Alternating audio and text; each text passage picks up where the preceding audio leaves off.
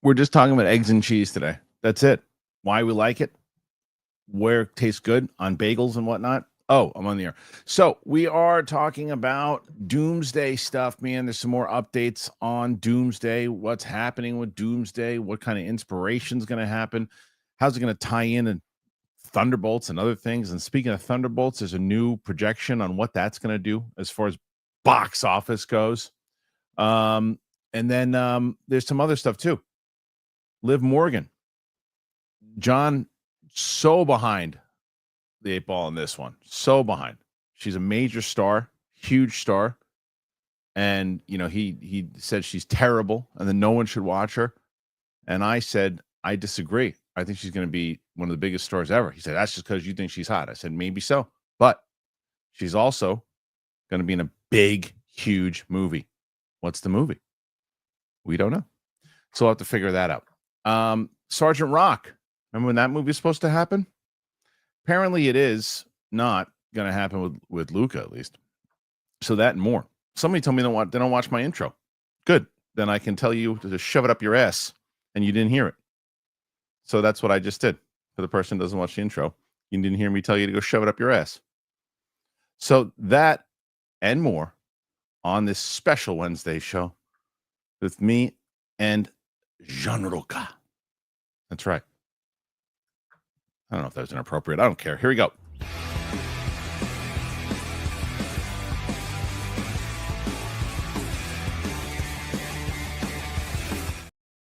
Welcome back to the show here on Wednesday. Joining me on the show, he's usually hosting the show on Wednesdays, but I said, hey, I can make this work. I can go a little later. He said, I can. And so he's here. Ladies and gentlemen, John Rocha is here. What's up, John? Hello. My lawyer is going to reach out to you for lies, libel and slander. Slander about what? About what? Yeah, I mean, it's, you misrepresented my points of views on a few things here in your intro, but we'll get to them as we go along. You know? No, I am. You always like to paint yourself the hero, everything, and I'm the villain. Well, no, it's not true. It's not true. On my channel, that is definitely true. That's why you don't go on my channel. That's exactly right. That's exactly right. Always the hero, never the villain. That's right. Happy Wednesday, everybody. That's right. Happy Wednesday to all. Yeah. We got a lot to discuss, man. And it's funny because right before we got on the air, you sent me, said, I assume we're going to be talking about this. Yeah. Said, yeah, of course we're going to be talking about this.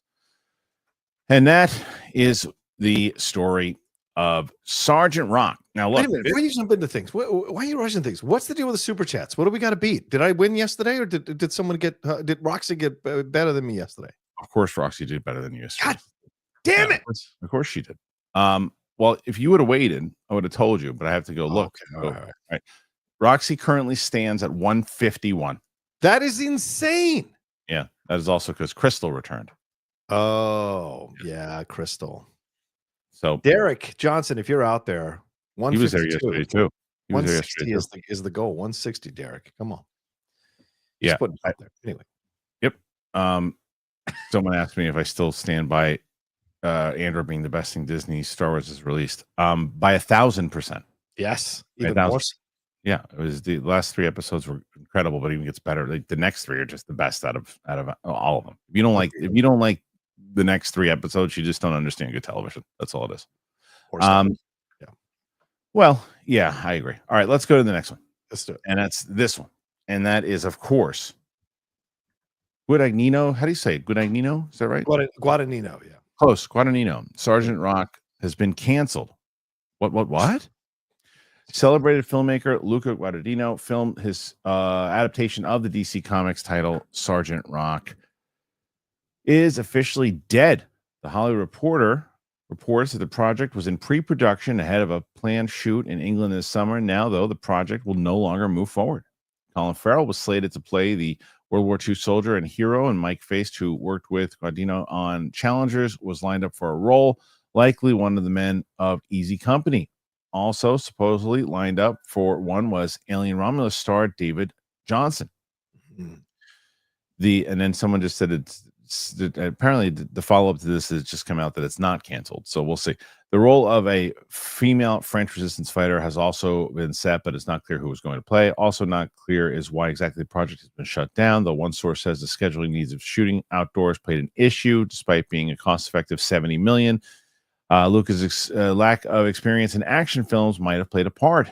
Justin Kuritsky's has penned the film in which a race is on to nab the mystical spear of destiny before the Nazis retrieve it. Meanwhile, another DC project, Clayface film, will begin shooting in October. So let's see.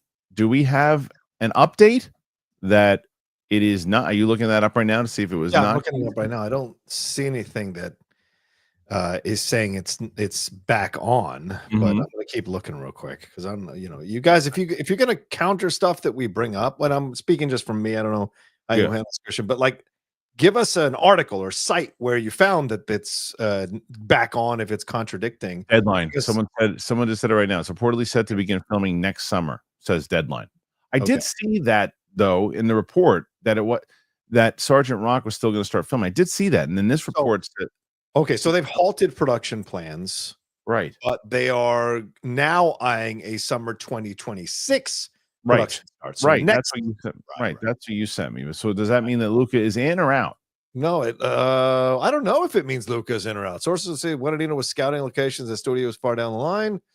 Doesn't seem to say that Guadagnino is out, but maybe. But isn't that what attracted you to begin with? So maybe even Colin Farrell might be out if he's not going to be working with Guadagnino in this. I think that's probably that was probably it. But let me go this out. I should have gone. It's funny. We asked like where you found that information. It was literally the thing that you sent me. And that was Deadline, and that it is now eyeing a summer 2026 production start. Right. And so has halted. This says halted. The other one said canceled. Film was supposed to enter production. We're now told it'll hold to shoot next summer. Studio insiders said the ultimate shooting this summer was unattainable, and the team would have to rush through it. Okay, so these are two different stories. Yeah. Stories. The Rock news comes as a shock, as the film was greenlit months ago. Someone says that was never greenlit. Yeah, it was. It was greenlit months ago. A $65 million budget and was planned to shoot this August. Sources close to the project say that he was scouting locations last week, and the studio was far down the line with Alien Romulus breakout star David Johnson to join Farrell. Okay, so that's a little bit of the similar story. And Sergeant Rock, World War II, yada. Okay, so we'll see the release of his soon-to-be Oscar-nominated After the Hunt. Let's see. When do you think Julia's going to be nominated? Yes, I do. I think the whole movie is going to have a lot of heat behind it. But okay, so there's two stories here, John. Okay. Story one is, and I'm glad that we read both, because I would have different opinions. For if it was canceled, I said, what the hell's going on? Right. Canceled means you put out you say there's a movie, you get this director, that director is gone. Now it's not happening. Right. Colin Farrell, you had him, and now he's gone. And it's like, why announce these? Why greenlight these and not be able to hold it together? I'd say there might be an issue. But postponed happens all the time. Scheduling, other things.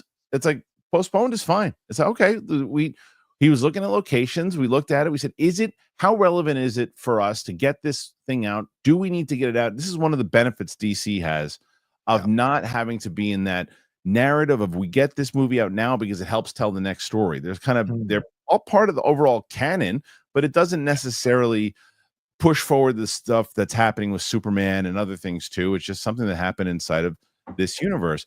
So you're like, okay, look, we don't need to rush this. Luke is going to be available to do it next summer. Colin's going to be available next summer. We're going to get David to do it. Let's do it. So I'm going to go by the Deadline article, and I'm going to say this is no big deal. Okay. Why do you think it's no big deal that they would halt production on something that they were looking at here doing next? They're wrapping up Supergirl real soon, if they haven't wrapped up already, and they'll probably do some post-production stuff. But like, what's the next movie? Because this seems like to have been the next movie. Clayface, right? Clayface versus, I don't know. It's an interesting situation. Guadagnino directing Colin Farrell, who is your flavor of the month right now with DC and what he did in Penguin. Do you think they wanted a bit of distance from Penguin having just finished, or do you think this means clearly that Matt Reeves, the Penguin, all of that universe might be done, and so they think they have more time now with Colin Farrell? There's no rush to put this in motion. These are all the thoughts that come into my head, right? And look, it could be very simply, we're just delaying it. We couldn't make it work this summer. We'll wait till next summer. But do you pay Guadagnino and Colin Farrell to stay hooked to the project through an entire year before you start shooting again? I don't know. So there's a lot of questions with all of this, I think, beyond just the fact that it's delayed. What are the reasons for its delay beyond maybe they felt it was too short of a timetable? I don't know. That's more than a fair question. There's a lot of fair questions in there, but I don't. But if the answer ultimately is we wanted more time, we wanted more time to give this. Plus the fact, here's another thing. Let's say that I'm right.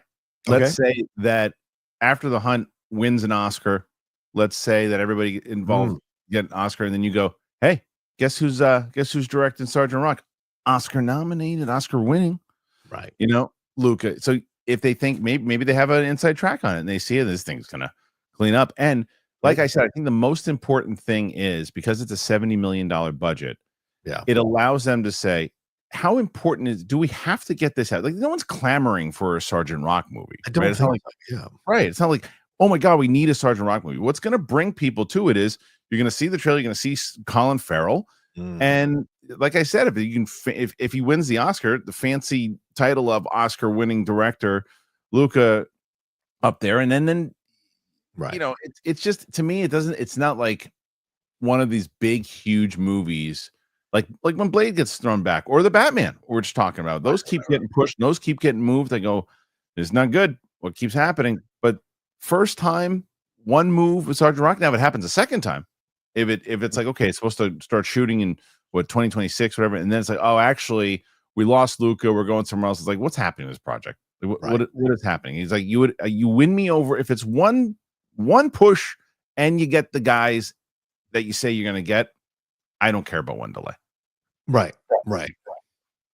So Culture Crave has put out something here saying that DC loves the script. Scheduling is reportedly the main issue because it requires a ton of exterior shots. Yeah. And then the film will be reassessed at the end of the year for a potential summer 2026 shoot. And that's quoting THR in the wrap.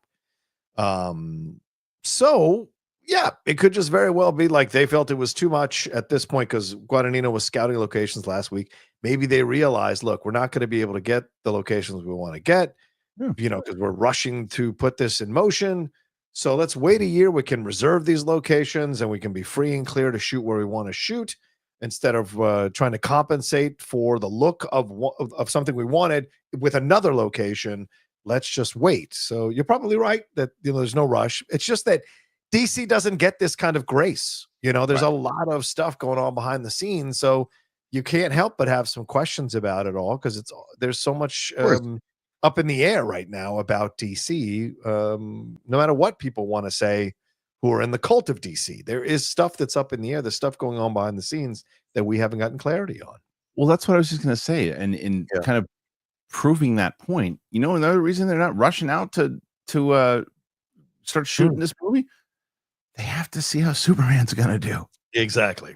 We don't even know who's going to be in charge by the time this happens. Because I'm telling you, if Superman bombs, which it won't, but if it does, James Gunn is not going to have much of a job at DC for very long. Because no one's going to care. If you don't care about your Superman, if the fans don't care about the Superman movie to start, and they don't go and support it, and he's not getting support on Clayface and Sergeant Rock and then Supergirl. He's not. Now, the flip side to that is if Superman crushes, like I think that it will, and I think it's going to annihilate, to be honest with you, if that is what happens, then you have a lot more leeway to say, okay, look, we just made the studio $700, $800, $1 billion, whatever. Right.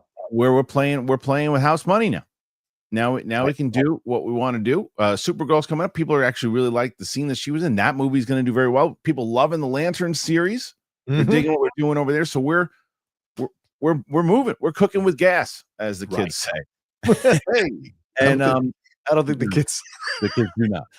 They say electric stove. They don't even say anything. They say microwave, I guess. So either way, they are now they're moving. Now they have a little bit of playroom because if you throw out like if Clayface doesn't do that well on a $40 million budget, he took a shot. And as long as you make $60 million on it, even if it's a loss, hey, okay. Sergeant Rock, same thing. You're making it for $70 million with a movie star like Colin Farrell. Now it doesn't hurt as much, right?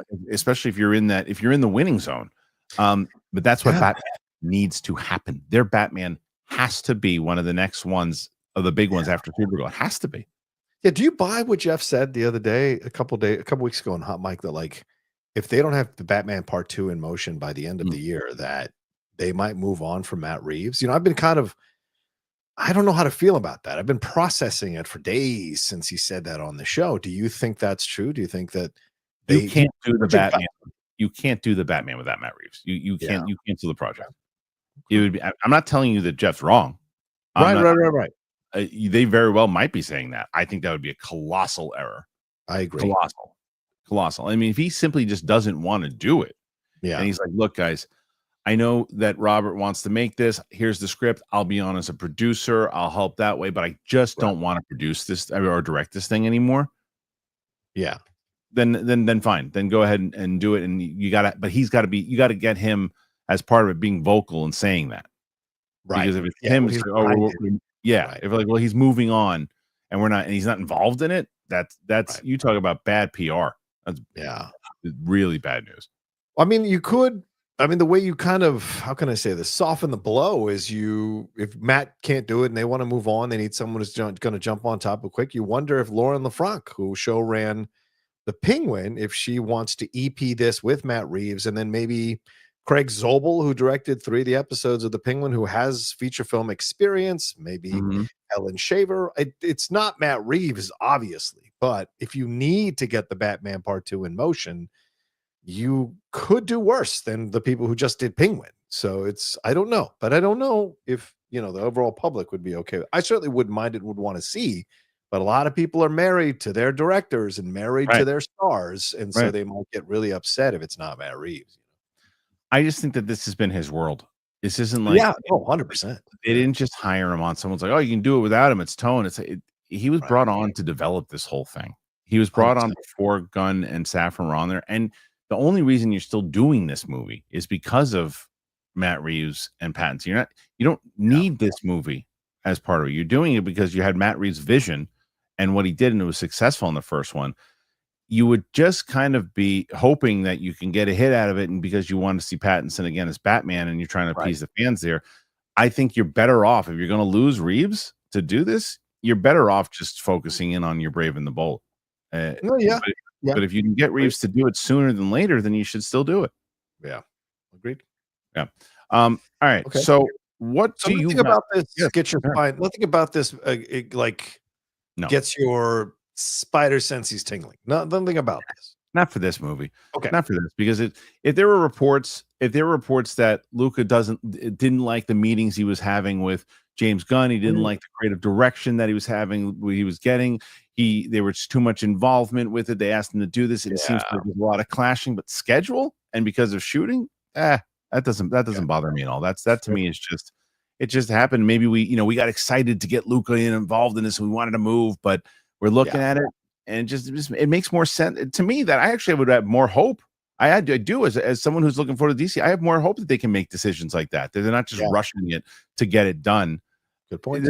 I like that they're doing that. Okay.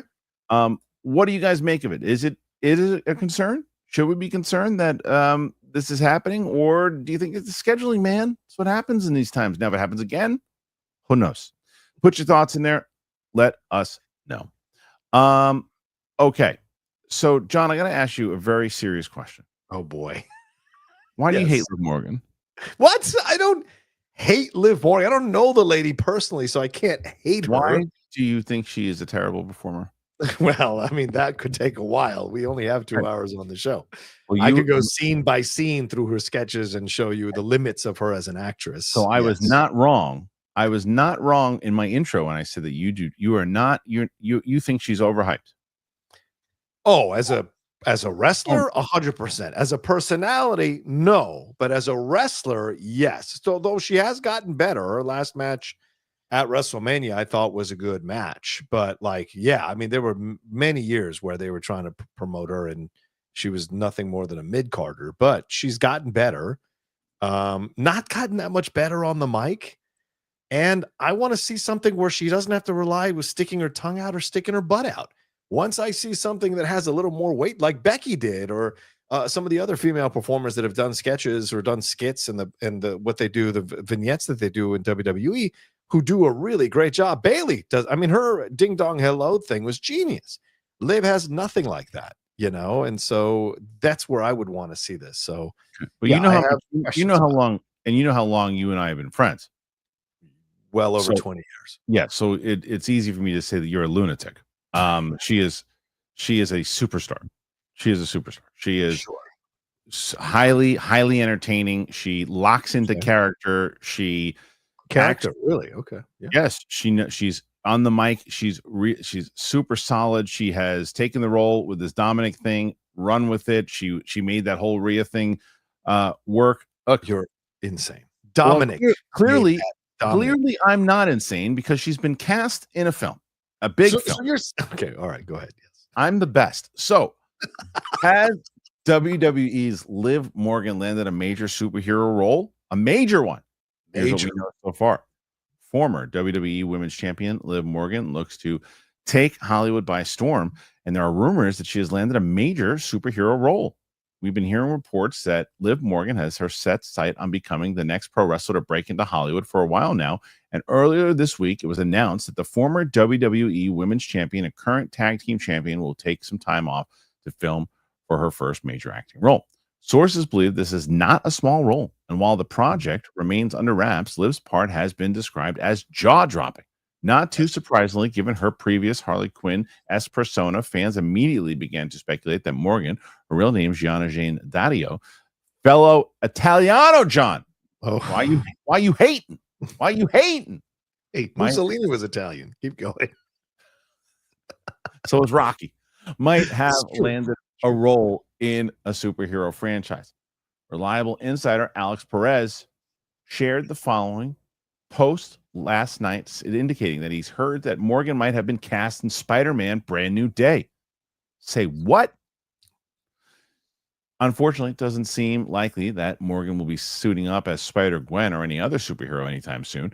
According to Mike Johnson from PW Insider, this mysterious project is not a comic book movie, and Morgan has been cast in a major dramatic role in a film that's comparable to Everything Everywhere All at Once, The Raid, and Anora. Raid popping in there is crazy. Everything Everywhere All at Once and Anora, like that mix, but throwing Raid in there, that's crazy. That's three vastly different types of movies, so consider us intrigued. Yeah, we should find out the title of the movie fairly soon, so stay tuned for updates. For now, let us know if you think Morgan would be a good pick. Yeah. I can answer you comic book movie. Or yeah, that's where that comes from. John Rocha says no. He says that it's crazy. And I think John Rocha is crazy.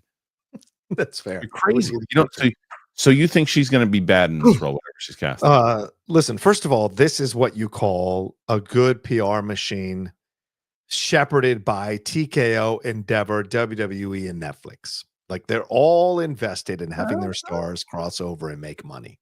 That's really what it is. But like, are you going to tell me she's a better actress than The Miz? And the best Miz could do was the Marine 4, the Marine 5. I mean, come on. These are the things you have to look at. Do I think she's better than The Miz? I love The Miz, but yeah, she's better than The Miz. As an actress, you think she's better than The Miz is as an actor? She's a better actor than The Miz, yes. You're so insane. And the second part of this is, I'm the best. like, do you think she's going to leapfrog into a independent movie and all of this? And the fact that they're smashing together all these different types of genres, this just screams Lionsgate. This just screams some kind of throwaway Saturday afternoon Lionsgate movie. And they're hyping it up. And I guarantee you it's not going to be that big of a role, not that big of a director, not that big of a movie. I guarantee you. This is all just kind of cast as the Batman. Yeah, great. Let's see her do Bruce Wayne as Liv Morgan as Bruce Wayne. Look, sign me up. I'm a Liv Morgan fan, so sign me up. I want to see what she's doing. I want to see it. I actually hope, if you ask me, my hope, I don't want her to be in Spider-Man. Not because I don't want to see her in Spider-Man. I'd rather see her do this. I want to see some acting chops. I want her to see, because I want you to eat crow. That's why. No, 100%. Please help me eat crow. Come on. Yeah. I love it. I want to see her do good, because look, the other thing that you didn't, and I haven't talked to you about this. Yeah. The other thing we haven't talked about is The Rock's Smashing Machine. We haven't talked about the trailer. You didn't think that trailer was good? It's not that I think it was good. Okay. It's just that I don't think they gave The Rock that standout scene that you need that shows you he can in his words, bring it. And Really? there were good nonverbal moments, crying into a bed sheet, Yeah. standing up, beating people up, having moments of reflection and doubt about himself, talking to a young kid. And the wig was good. The facial makeup they put on to make him look like Mark Kerr, all of that worked. But you didn't have that one standout scene where you sat back from the trailer like, oh, damn. Okay. This is something else. And so until I see that, I'm not 100% sure what we're going to get. And by the end, it was just The Rock being The Rock when he was bald in the ring. He almost did the eyebrow. So it's just like, so, but I do think the movie looks good. I don't know about Ryan Bader as Mark Coleman, though. Yeah. But we'll see. I like the movie, the trailer. I like what I saw. Yeah. I want to see what Kathy does with it. I want to see the relationship with obviously Emily Blunt and The Rock have worked together before. And I think that's one of the reasons I think he was kind of instrumental in making sure that she was casted as his wife, from what I know, is because, and I don't think it was a fight. Like, you can get Emily Blunt, sure. I think it was because he felt comfortable. I'm sure that she could get him to that place that he wants to get. He was safe as an actor in her hands, like, because Emily is great. Emily gives so much to her partner. You can watch her in terrible films. She delivers and gets the best out of her fellow actor. So you're correct on that end. So so I like that. So, and what I would love to see is, I would love to see Liv Morgan be the first really, I mean, who's a female WWE superstar? I mean, Becky tried. Becky's been trying to break into something. She's coming out. Becky's going to be out in something. She got a role in something coming up, something big. They cut Seth out of. They got Seth out, but that wasn't because of him, though. That's because of the whole story. Yeah. But what is it? It wasn't Sunny. Always Sunny. There was parts. That wasn't Star Trek, was it? There's something she was just cast in recently that I saw. Like, that's a pretty big role. Becky Lynch. I remember her in Billions a couple of years ago. Is that what it was? She wasn't that good in it, but I don't know, maybe I'm wrong. I'm wrong. I don't know. I'll tell you. I think Becky Lynch has a great persona. I think that she is. I think that I understand. I always like Becky Lynch, and I think she's got a great energy to her. I think Liv Morgan is a better actor I'm telling you, like, there are times that Becky, I think, oversells stuff, and it's like, like what Cena does sometimes, right? Cena's a good actor, but he oversells stuff. I don't see that oversell on Morgan. I see a lunatic that's supposed to play. Cena wasn't good until Peacemaker season. I agree with you.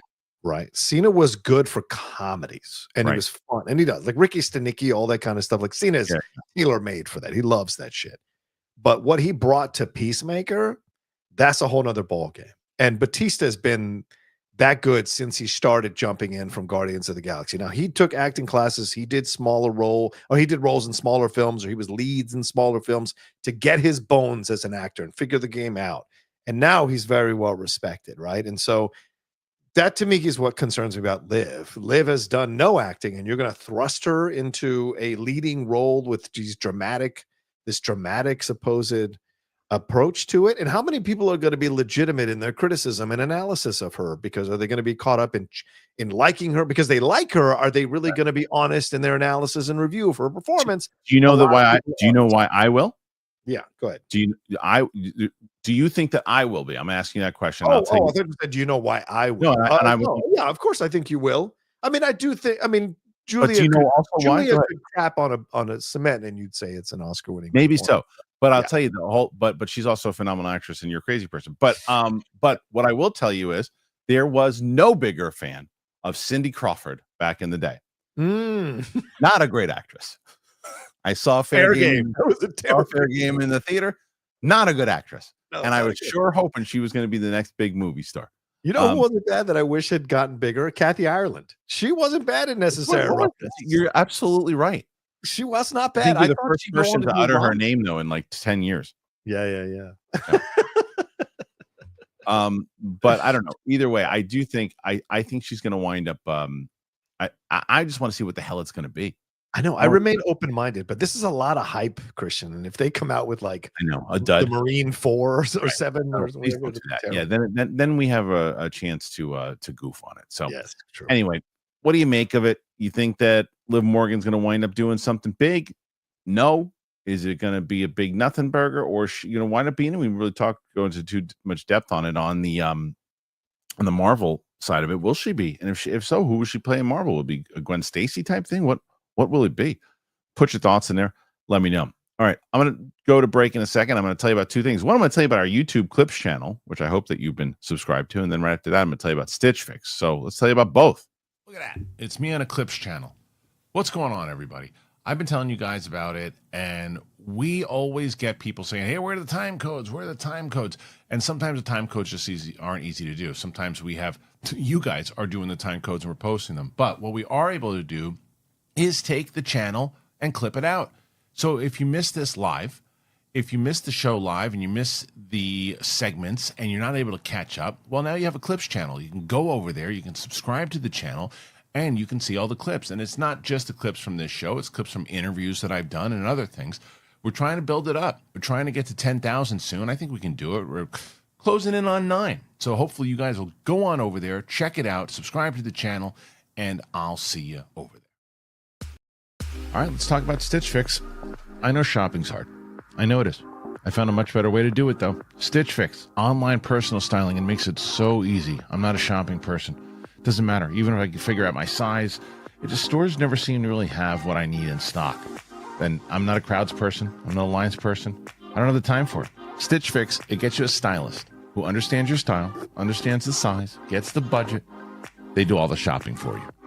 So I just give my stylist the one that I have right now. I give them the size, I give them the style, I give them the budget preferences. I order boxes when I want, how I want, no subscription required. And he just sends me for pieces, pluses, outfit recommendations, styling tips. It's awesome. I keep what works and then I send back the rest. It's very easy. There's no stores, there's no crowds, there's no stress. Just personalized looks that you're going to love. Stitch Fix makes it all so easy. And it looks like you know what you're doing, too. If you're walking around, you go, hey, look at you. You're in style. I said, I know, right? And then I give Stitch Fix some props. Anyway, make style easy. Get started today at stitchfix.com/KHS. One more time, stitchfix.com/KHS. In the club. Stitch Fix. Make sure that you guys check them out. And obviously, if you haven't subscribed to the Clips channel, why do you hate us? All right. So, yeah, we got a lot of stuff going on in that Clips channel, man. I heard. You need a Clips channel. I don't do enough interviews to do a Clips channel, but not a bad idea considering how angry people got at the debate Jeff and I had when I clipped it out on Monday. Oh my! Yeah, I'm sure. Yeah. No, that's what I'm saying. Just not just for interviews, for clips. Not a bad idea. Clip out the damn show. And that's what we've been doing, and a lot of people have been checking it out. So we have quite a few people from this audience go and check it out. So I love it. All right, there's some stuff. The Thunderbolts, you wind up digging, right? You liked it? Loved it. Yeah, had a really good time with that movie. Can't wait to see it again this weekend. Yeah, it was really good. So for people who are one of the reasons we're going to be late here, well, that we were late today, is I was supposed to interview Lewis Pullman. First, very similar to the Sergeant Rock story. Scheduling purposes or scheduling issues rather wasn't able to happen today, so we're trying to rearrange it. But I was bummed. I was sitting there, I was waiting, I was excited. I had all my questions, I had good questions lined up, ready to go. It didn't happen. So, yeah, maybe the void got a hold of him, as we saw in the trailer. Yep. So it is now time to talk about a little bit about the Thunderbolts and about the money that it's potentially could make, because so what I did notice is, it's funny because you always get the same kind of morons on the reviews, that comments about if you like this is the same shit over and over again. But this one was really good, man. It was a solid movie. Yeah, really liked it, and you did too. And the music was really good in it too, wasn't it? The score. Yep, absolutely loved the score. 100%. It was great. And so after seeing it, what do you think as far as do you think it'll help box office, or you think it's going to stay on track what the box office was going to be? It's interesting because I think the word of mouth is good, and I think the reviews have been good, but I've also looked at some of the theaters in the LA area, and there's still plenty of tickets available in some of the important times, like 7:00 on a Friday night. And so That concerns me. I think this is a film that is going to grow as it goes along. It'll have a good, solid opening weekend, but I think word of mouth from people who actually go now to see the movie, that's going to keep it kind of going and keep it having legs for a little bit, I think, until Fantastic Four. Because Fantastic Four? Huh? You think the movie's gonna make money until Fantastic Four comes out? Yeah. When is Fantastic? Like July, right? It's July. It'll be out on digital by the time that comes out. Well, fine, but we still got 2 months, right? Yeah, but you got Mission Impossible coming. You got a lot of big movies coming out. It's gonna knock it out for theater. Yeah, but it'll still be making money. It may not be making like top of the box office money, but I think it'll still be making money up until Fantastic Four. Yeah, May, June, July. Yeah, it'll probably have. It's only It'll 2 probably be months. on its way. It'll probably be on its way out by the time July. I mean, July. Right. It's almost 3 because Fantastic Four comes out at the end of July. It's the last big fair summer point. month. Fair point. Superman. I mean, there's just so many. It'll still stay in theaters, but yes, it'll be knocked down tiers. Unless it won't stay in theaters if it doesn't continue to do well after week 1. Yeah, that would be surprising to me because I think people need to give this film a chance. I hope they do. And look, this is going to be interesting because Marvel, I mean, Brave New World, barely broke 400 million or whatever, if it even broke 400 million. So, and this is a much better film than Brave New World. Way better. Yet, how many people know these characters beyond maybe Florence Pugh and Sebastian Stan? How many people watched the Black Widow movie and liked it? How many people watched Falcon and Winter Soldier? How many people enjoyed Ghost? So there's a lot of questions here, and you're introducing a new MCU character in Sentry. So what it are you reminds me though, dude, of like 2 comedians, right? Captain America, Brave New World is like the comedian that is the well-known comedian. Yeah. Who they're like, okay, we're gonna go support, and the set just fine. It was a fine set. We'll talk about it. I saw Captain America. This is great. Yeah, but what about Thunderbolts? You see them? I didn't see the set. Was it good? It was really funny, but I didn't see it. It was really funny. It was a smaller room, but they were really good. They were really. You guys didn't see that comedy duo? Nah, I didn't think they were going to be that good. They were good, and that could be what's going to happen here. I'll wait for Disney Plus. Like people might do that. Yeah, but the difference is because of that. The thing is, all the people that wanted to see Captain America saw that opening weekend, and then the drop, dramatic, right? 60-70%. Yeah, right. Sinners is a good example of people who maybe didn't necessarily know what it was, didn't want to see it, and then after week 1, it was so good, people start talking about it. Then oh, everyone's talking about this movie, let's go see it, and then it starts a 6% drop, right? Right. Thunderbolts could have that type of thing. Thunderbolts. What is it? Is it still at 92% on Rotten Tomatoes? Oh yeah, let me look it up real quick. It was 92. Yeah, let me see here because Captain America got to 414 million. Just to follow up on that, right? But, and you and I both know that was probably the original budget, right? Probably overall. Yeah. What they say. What were you asking me? Thunderbolts? Rotten Tomatoes. I'm gonna guess. I'm gonna say it went down. I bet you it's 88. Okay. It is at 88. You peaked. So cut it out. You peaked. Oh, wow. Was it 88 for real? It's like Bill Simmons guessing lines. I know you peaked. I swear to God. I swear to you, I didn't. I swear to you. Even if I said that, I'm like, it's probably still at 90. It started at 95%. Now it's gone down to 88%. Yeah, but because it's probably Armin White just doing it 1,000 times. negative review. It's like his MO. It's probably Jeff repeated. Right? Did he like it? I don't know. He hasn't seen. I don't think he's seen it. Okay. He's not always the biggest Marvel fan. But are you gonna? And this is just kind of go off course real quick before we get to the Thunderbolts thing. Are you gonna see that Simple Favor too? Oh, dude, I still haven't seen It Ends With Us. So Simple Favor 1 was a good movie. I skipped the screening last night because I just don't. I don't want to patronize anything she's in, but it might not be bad to watch it and give a review. I don't know why. Is it even coming in theaters? It's just going straight to Amazon Prime, right? Oh, that's right. Yeah. So maybe I'll do a review then. Yeah, it's interesting. I'm wondering. I did like the first one. Paul Feig director. I like the first one, and it's like right here. And it's funny because right now, like Blake Lively, if she's playing roles, these are the types of roles she should play. You know what I mean? You'd say she should lean in to being the villain or being the right now it's like a bad guy in wrestling. It's like people aren't liking him. We'll make him a heel. And it's like because people are not going to support her in romantic comedy leads as the main person. They're not going to as the likable thing. It's not going to. Some will, but not everybody. Make her the villain. Keep making her the villain. She's good at it. Sometimes you just have to lean into it. Like, this week, another reinvention of Meghan Markle, and it's like, for God's sakes, people reject everything you do. Stop. Just be yourself. Just be the person people say that you are, and lean into it, and DGAF, and own that. Own who you are, and this, I'm makeup free and I don't have to prove myself. And it's all just, come on, man. Just be yourself. Blake, if you're this way, you're blonde, you're gorgeous. People have wanted you for years. You got kids. You're married to Deadpool. He's just made a soccer team get promoted 3 times in 3 years, which has never happened in the history of football in England. And so you've got all these things that are positive. Lean into it. Lean into it. I have to laugh at this because I understand. And normally I'd be like, hey, that's what we're talking about, but I completely get it. Did someone say so?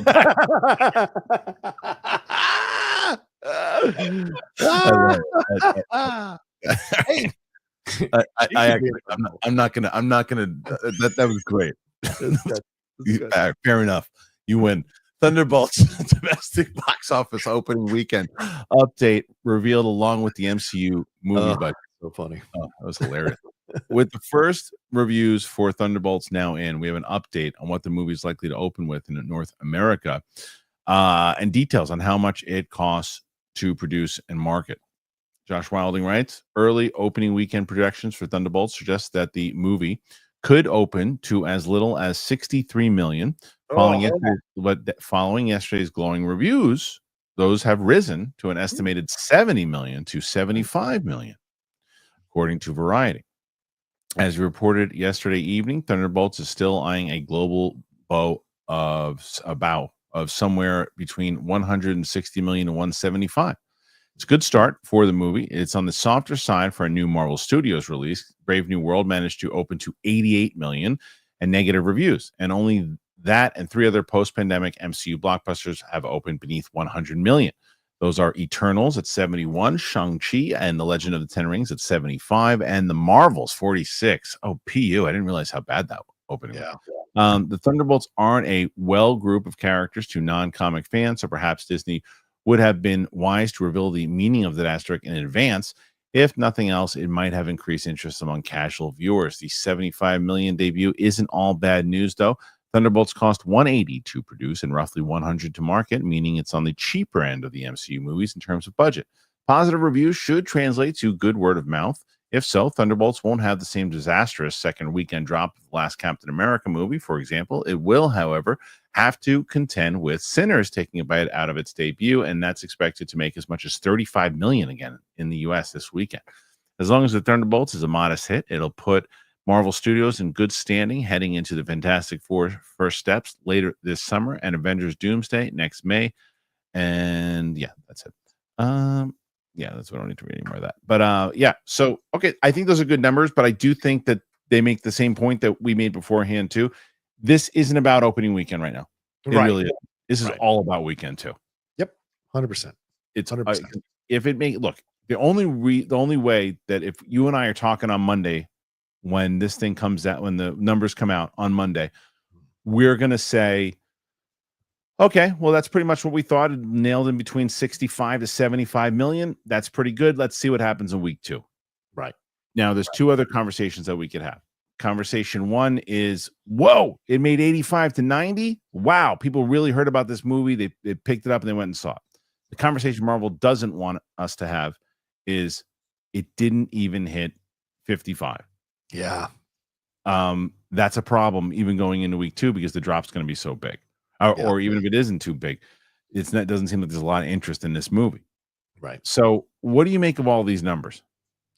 Well, I think the numbers they do feel spot on, judging, as I said, from some of the stuff I was hunting around and looking at this morning, going on separate websites in different cities to see what the reaction is and to see what the ticket sales are like right now. So the numbers to me make a lot of sense of what they put down. But you and I are on the same page. It's about what happens afterwards. It's about what the opening weekend does. And if the opening weekend overperforms, I think that's also going to get people and word Sure. of mouth going and get Oh, people yeah. into the theaters. I'm just curious about what they do. Like, how do you elevate the attention for this movie?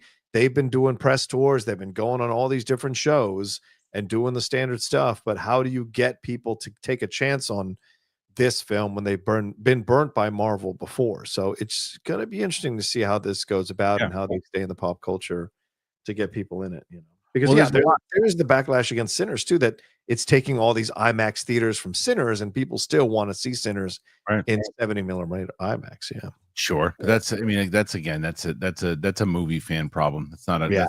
that's not an overall, Fair point. average person problem. But, or I should say movie fanatic, not a movie fan. But either way, I think that as I want to address the thing about would they have been wiser to address the asterisk thing, and I think no, I think no, I think no, because I think that it's such a you give it, if you give away what that means, it's a whole kind of portion of what the movie is about. Yeah. So I mean, people complained about Sinners, right, Kristian? Like, why would you show that about Haley Steinfeld before the movie comes out? Why would you do that? So the film was good enough to override that.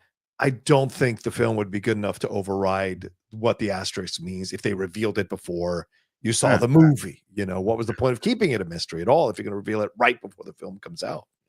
And to be devil's advocate on that, though, Yeah. I don't disagree, though. And again, I'm tiptoeing on things. I don't disagree that maybe if you would have, you might have seen some extra box office. You might have. Possibly. You might have seen some extra box office in the same way that, Black Adam saw some extra box office with all the stuff that was going on there. But yeah, I think that overall, nah, you can't do that. And I think that you got to let this movie lie on its own. It's a good movie. That's the thing, is that it's just a good movie. Yep. And I want to see it again as well. And I haven't said that about a Marvel movie in quite a bit. I'm looking forward to watching that one with Sam when it's her time to watch. Yeah. Like, I'll be looking forward to that. That'll be my second time watching it. And I'm like, okay, good, because and I will say again, you see, like, Black Widow movie it's not one of my favorites, but it's kind of a crucial watch for this movie. Oh yeah, 100%. Because we talked about that on Monday after the show was over. I saw it that afternoon. Oh, you went 2 hours of it. Yeah, watched it on Disney Plus that afternoon before I went to the screening, just to see if there was anything I could. And you're right. I mean, it's good to watch at least that movie before you go in. Right. I mean, Falcon Winter Soldier would also. I mean, I had the luxury of being able to do it because I was doing it for the channel, and so I just caught up on it again. I don't know if I would have done that outside. It's a commitment. It's a 6-hour show that you gotta watch going up to it. But I would tell you that I think that the Black Widow movie is necessary. Yeah, agreed. Yeah. So for everybody out there, we're talking about Thunderbolts. What do you think overall? What do you think that this movie's going to make? You think it's going to do very well? What do you think it's going to make in its second week? As I told you, it's really going to be about that conversation that John and I are going to have on that following Monday. What is the movie going to do week 2, and will it turn a profit? Put your thoughts in there. Let me know. And John, I just did we're doing the Final Destination series with nice, because we watched the first one, and I remember like bits and pieces of it. I'm telling you, if I saw maybe 10 minutes of that movie ever, but then I watched it with Tina. Second one I definitely never saw. Third I never saw. Fourth I never saw. Fifth I saw with Ellis. We walked out at the end, which was stupid. We're Tina and I watching it, and I just found out that Tina said that she watched for the first time when she was like really sick. She watched some of the Mission Impossible movies, right? She said she remembers none of them because it was all a blur when she was sick. So we're gonna watch the Mission Impossible movies leading into Mission Impossible. Cool. So that's going to be the next series of what we're doing there. And then Sam's coming back next week. We're going to jump back into it. So we got a lot going. Sounds like yeah. All right. So speaking of Marvel, speaking of Thunderbolts, there are some rumors. There are some roundups. There are things that are happening for Doomsday. Some comic book inspiration. There's Hulkling plans, Lady Death's return, and more. So In our latest MCU rumor roundup, we're sharing news on Avengers, Doomsday, Wonder Man, Vision plans for Hulkling and Lady Death, and update on Liv Morgan. Again, John, you can't get away from her. Good God. You try and you can't do it. Ugh. Both Marvel future and more. Josh Wiley says Thunderbolts arrives in the theaters tomorrow evening, and while it will be the final Phase 5 story on the big screen, Marvel Studios has plenty of tales left to tell in the multiverse saga and beyond. The Cosmic Circus has shared more MCU rumors today, including a small update on the upcoming Vision series. Apparently, even though it's going to borrow ideas from both West Coast Avengers and Tom King's Vision run, the show is more original than most of the previous MCU shows. Ooh. The site also reveals that Hulkling, the Kree-Skrull hybrid who dates Wiccan in the comics, is going to be introduced in the next saga as the Marvel Studios tells more space-based stories. On that note, it sounds like we'll see the Xandarians attempting to rebuild Xandar after Thanos' attack in Infinity War, and that an annihilation wave are coming, and it won't be a one-off villain, whatever it is. Other minor updates include the second season of X-Men 97, Your Friendly Neighborhood Spider-Man, being wonderful, while Wonder Man's stunt and camera work are described as really good. In bigger news, the site reports that when it comes to which key things Marvel Studios is pulling from Jonathan Hickman's Avengers run for Doomsday and Avengers is being described as everything. It's also said that Agatha All-Along star Aubrey Plaza will eventually return as Lady Death. You may have also seen some chatter online that Liv Morgan being eyed for an MCU role. Not so. According to multiple outlets, according to Mike Johnson, she will not star in Avengers Doomsday or any other super project. There you go, John. You can take a breath of relief. Instead, it's a prestigious project that will surprise. We talked about that already, yada, yada, yada. The photographer who's provided us with aerial shots of Fantastic Four, First Step, Supergirl, Woman of Tomorrow, Doomsday, has also claimed today that the mysterious house that's being built for the latter project has been listed as a 1960s house. Avengers Mansion, the X Mansion, something Fantastic Four related. That means to be seen. There's been speculation that Dr. Doom will pay a visit to the home of the X-Men. Interesting. Okay. So a lot of rumors here. Yeah. Doom is going to wind up, something's going to happen where he's going to confront the X-Men that we know.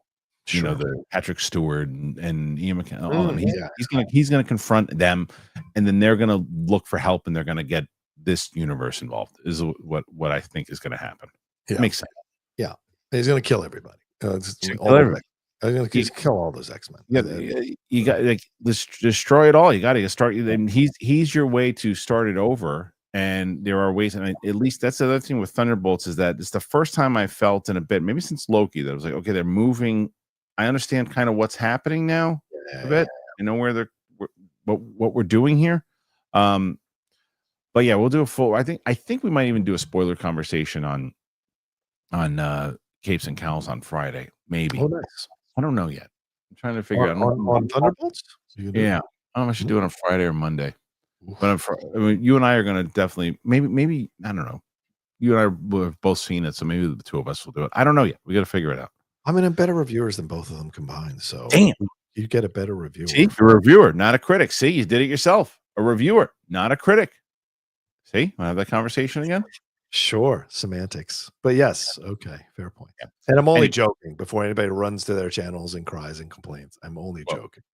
Either way, we're going to figure that out pretty soon. But what do you make of these rumors? What do you think? Anything in general that stands out about this stuff here, or not really? No, you pick one. What stood out to you? What do you think about? Let's start with Aubrey Plaza coming back. What do you think about that? That makes sense, right? I mean, I like that because Aubrey is such a good actress, and I think a lot of us enjoyed her and Agatha. So, and Lady Death does have a lot to do in the world of Marvel. If you read the comics and what have you, I mean, marry Hulk or something. Well, yeah, but also she's connected to the original Infinity Gauntlet story. Okay.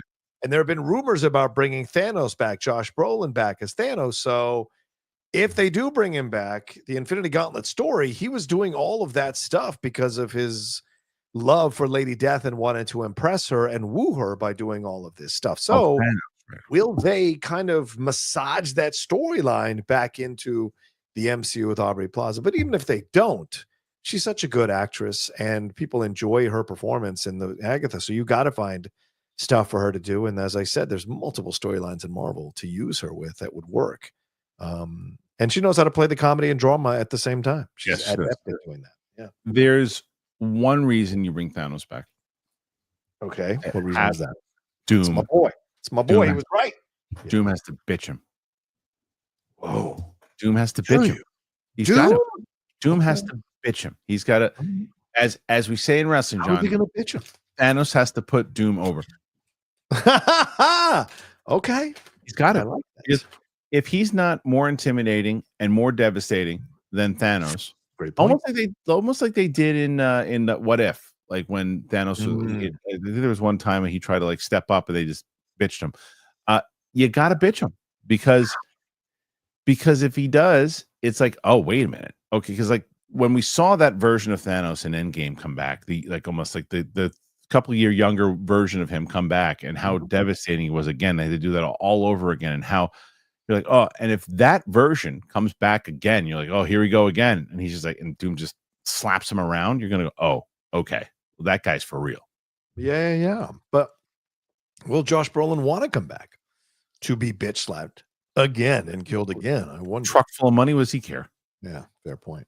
You know what I mean? So does he care? And like the Russos, regardless of what you think about what they've done, they carry a lot of weight with a lot of these people. With these actors, they certainly do. I think that's one of the biggest reasons why they're all coming back is because they've worked with them or know people have worked with them in this particular MCU tent, and they know they're in good hands. So yeah.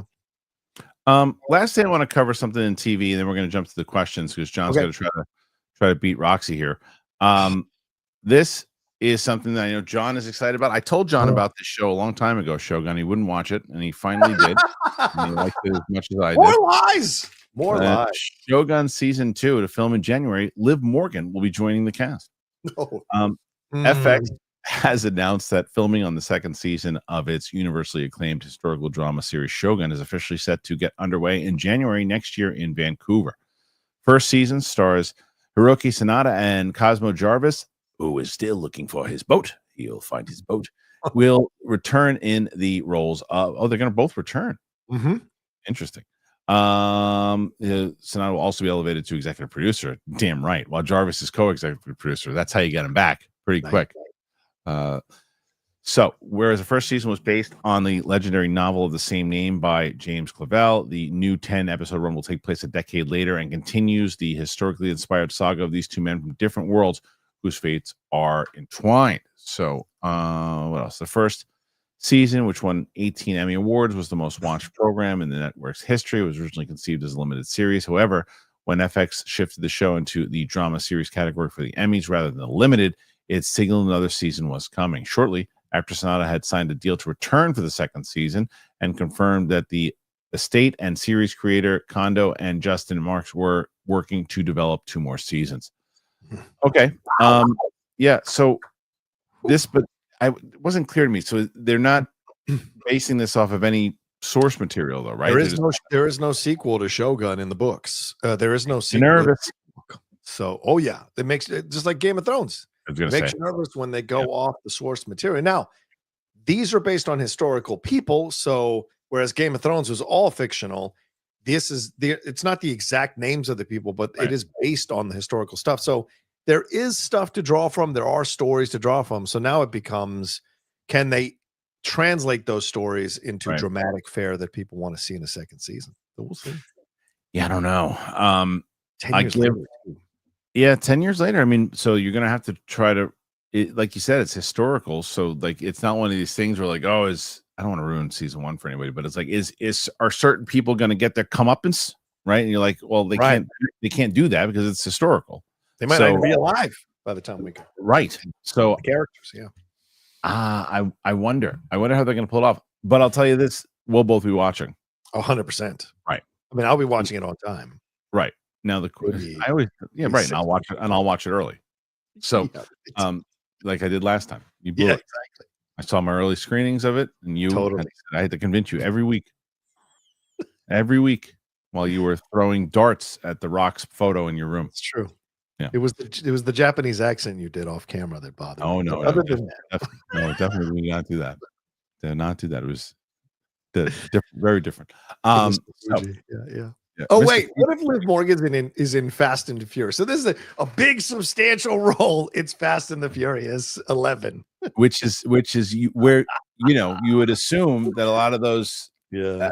wrestlers, Ronda Rousey went there, Carano went there. Like that's where a lot of those. It was almost like what they were doing with Expendables, right? Expendables, Yeah. they were like trade cast.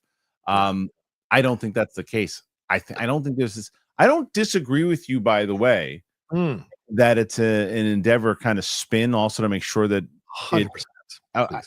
Yeah, when you have that kind of pull, hey, look what we got here. But there's also some merit. Like if it's a big role and it's something huge, what if she's in the Scorsese thing with The Rock?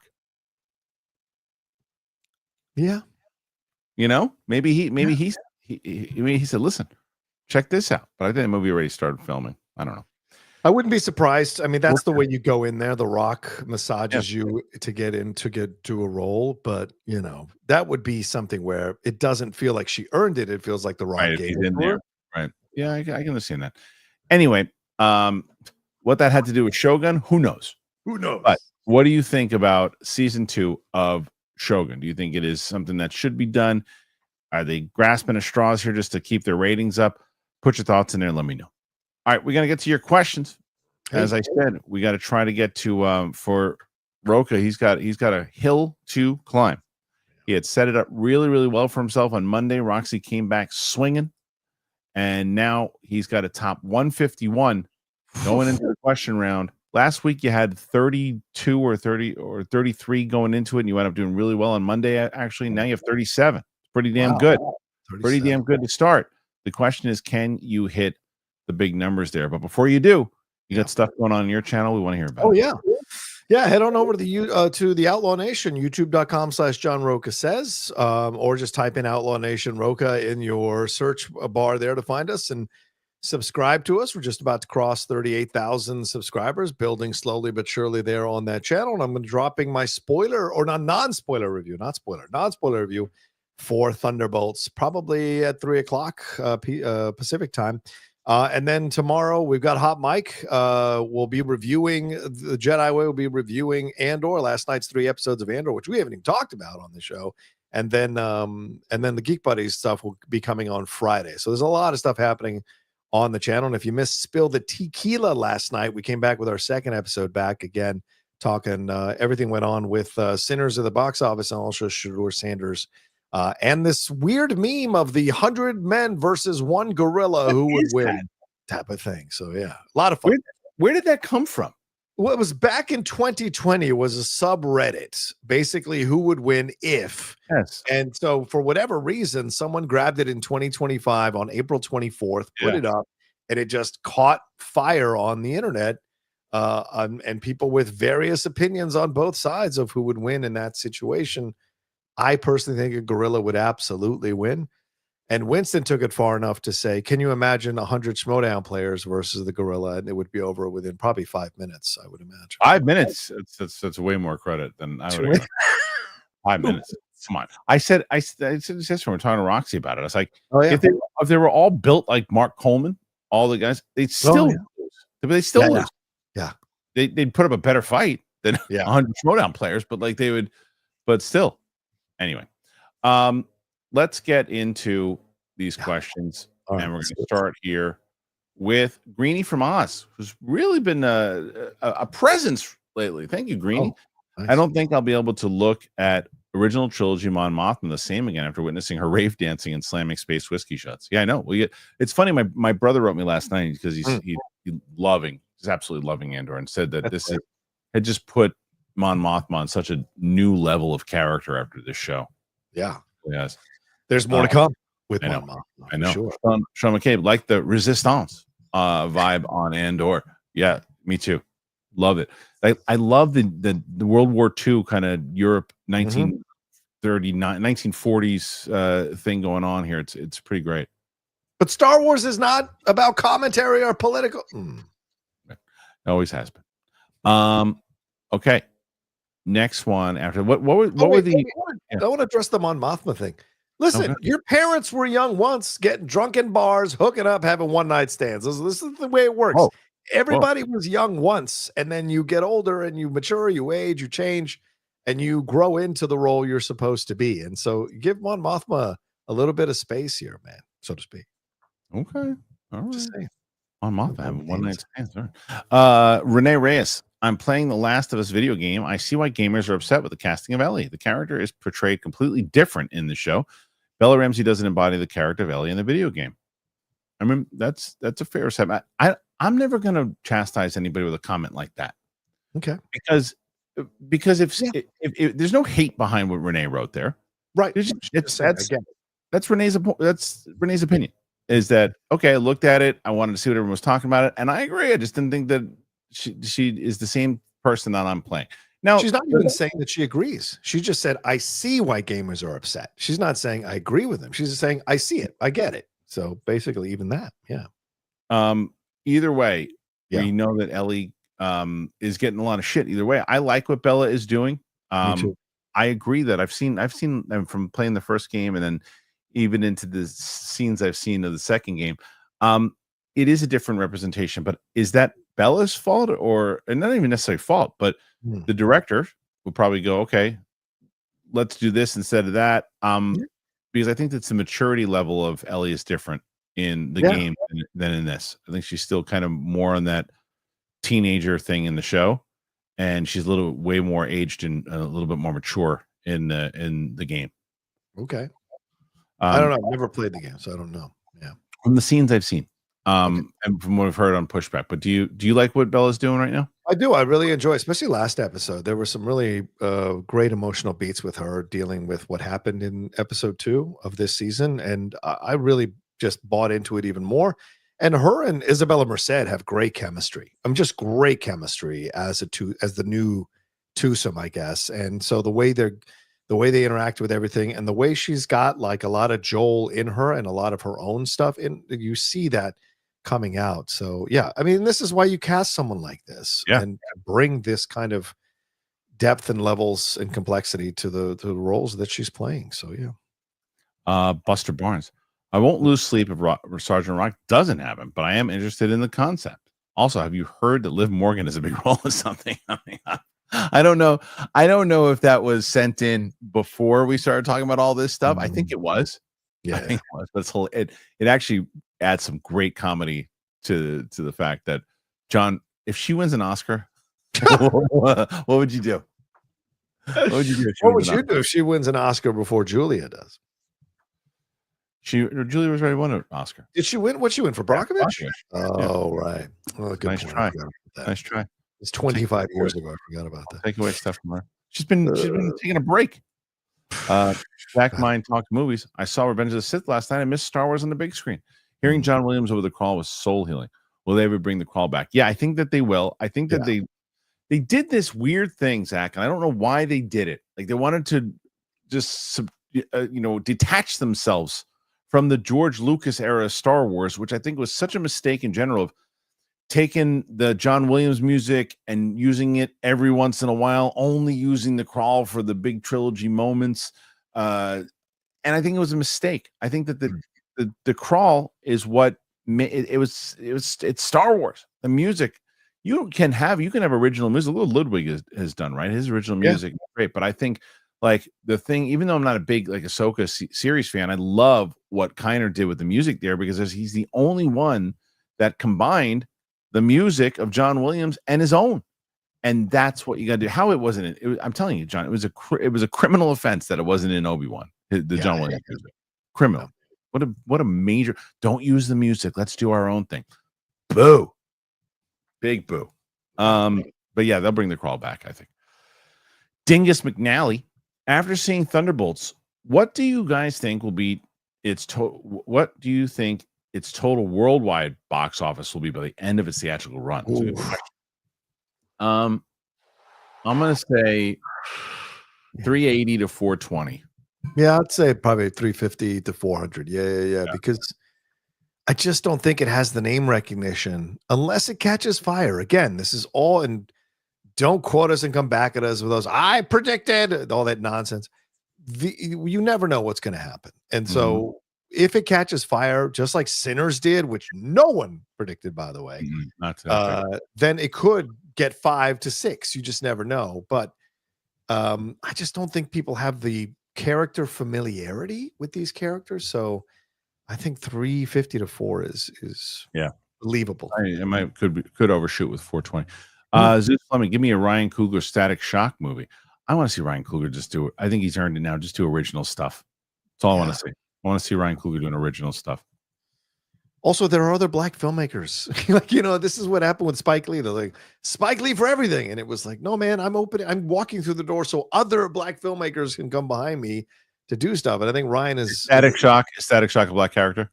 Yeah, black superhero character. It's Phil Lamar voiced him in the animated series. And so, I get why people want Static Shock. Certainly a very important character. Yeah. But yes, I agree with you. Then you shouldn't have. He shouldn't just be the go-to to do all the. He did it right. Did Black Panther. Now he's doing the thing, and he cut his teeth with that one. Yeah. So, Assman, more likely Lucas Sergeant Rock or Taika Star Wars. Sergeant Rock, 100% is more likely. 100%. Taika Star Wars is more likely. Mm-hmm. You're a crazy person. They just got a writer. So what? So what? That makes tons of writers yet another step forward. This one's going backwards. We had writers on tons of things before what was like? Yeah, there were tons of writers. Look at the writer that was on the Chinoy movie. There's like 8 different writers, and they all jumped off the ship. Yeah, yeah. So or pushed off, depending on who's right. Daniel Breen, John, are you and Michael watching the new Doctor Who season? If so, what are your thoughts on the season and the latest episode? Yeah, we're not reviewing this year because it didn't really do that well for the channel when we were reviewing it last season, but we might do a mid-season review. That being said, I am enjoying it. I think it's much better than the first season. I've liked the first 2 episodes. I haven't seen the third one yet. And it's going to be a shame when we lose Shuti because all these anti-woke people have such an issue with Doctor Who. They probably even watched 1 episode of Doctor Who having issues with it. But yeah, I like it. I like the energy. It's a completely different new energy. And if he wasn't, if he wasn't a member of the LGBTQ community, I wonder how many people really have an issue with it because there's a lot of tenant in what he's doing in his Doctor Who, and I love it. So that's my overall thoughts. I have a question that might not come off. It might come off as insensitive after hearing you say that. You? Yeah. No. Do they still make Yoo-Hoo? What do you mean? The actual Yoo-Hoo? The drink. They still make Yoo-Hoo? Yeah. Why? Every time I hear Doctor Who, I always think of Yoo-Hoo.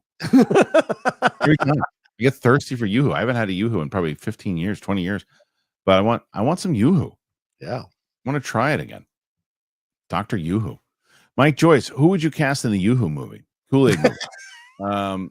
The Kool-Aid movie? I mean, you'd probably have to be Jack Black.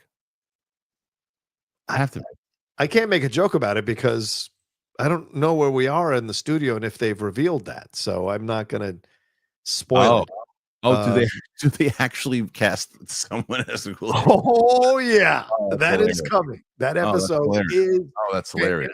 And I guarantee you, anybody who hasn't seen it, you have no idea who it's going to be. And it's the perfect choice. Oh, I love it. The conversation it leads to is even more amazing. Oh, great. Yeah, I miss is the new one up now? Is it coming out Tuesdays or Wednesdays? I don't know. Okay, Ricky, you've seen those seasons. Yeah, I've seen the whole season. Larry Bridges. Rocha, the John Cena storyline is back to cooking with Randy Orton involved now. If anything, your boy Rock is the reason the WrestleMania match missed it.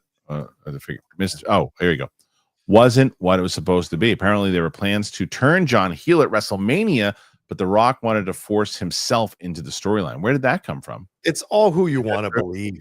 No, there's no verification on any of this stuff. It's all who you want to believe. If you're against The Rock, then you'll believe The Rock messed everything up. If you're against Cena, then you'll think the heel turn didn't work well and it's been a wet fart. I actually don't think I'm not excited about Orton versus Cena again, just like I don't like to watch 2 old men fight in the park. So it's just not my jam right now because Cena can't do it anymore. And he was terrible in that Cody Rhodes match. And if you think he's going to be better against Randy Orton, you're insane. And they mapped out, one of these sites mapped out all the matches he's got this year. Good God, that's going to ruin every premium live event because he can't wrestle anymore. Right. Can't. Poor guy. I know why you hate John Cena. I don't hate John. I love him as an actor. So we missed a few of the that did that, that stupid thing that Super Chat does every single day. Thank God for Luke. Reggie Brown throwing in a $5 super chat. Thank you. I'm hoping the Thunderbolts post-credit scene is Sam recruiting Bucky for the Avengers. Make Sam show up in the movie the way Fury did. That's what he's hoping. Let us There know. are two. For those who There are haven't two. heard, there are two, right? There are Kristian? two. Yeah, the first one is fun. The second It's one is the one that's important. And that's all the way at the end of the credits. So stay to the end. To the very end. Yeah. Simon section, but not her sin. Speaking of, I know Bix has been through a lot, but is that what I think she took in that end scene? I thought it would be glowing like Coruscant lollipops. Where's Obi-Wan drinking? Well, no. So it's not what I think you think it's something else, but no, it wasn't. But as far as Obi-Wan goes, yeah, he's protecting Luke. Or who knows at this point, if you actually have to consider that show canon, I don't know what the hell he's doing with himself. I don't know. It's a great. Who knows? I mean, they mentioned him in Rogue One briefly. Yeah. Simon also says, "Thank you, Simon. Very generous." I haven't seen you react. It's What's that?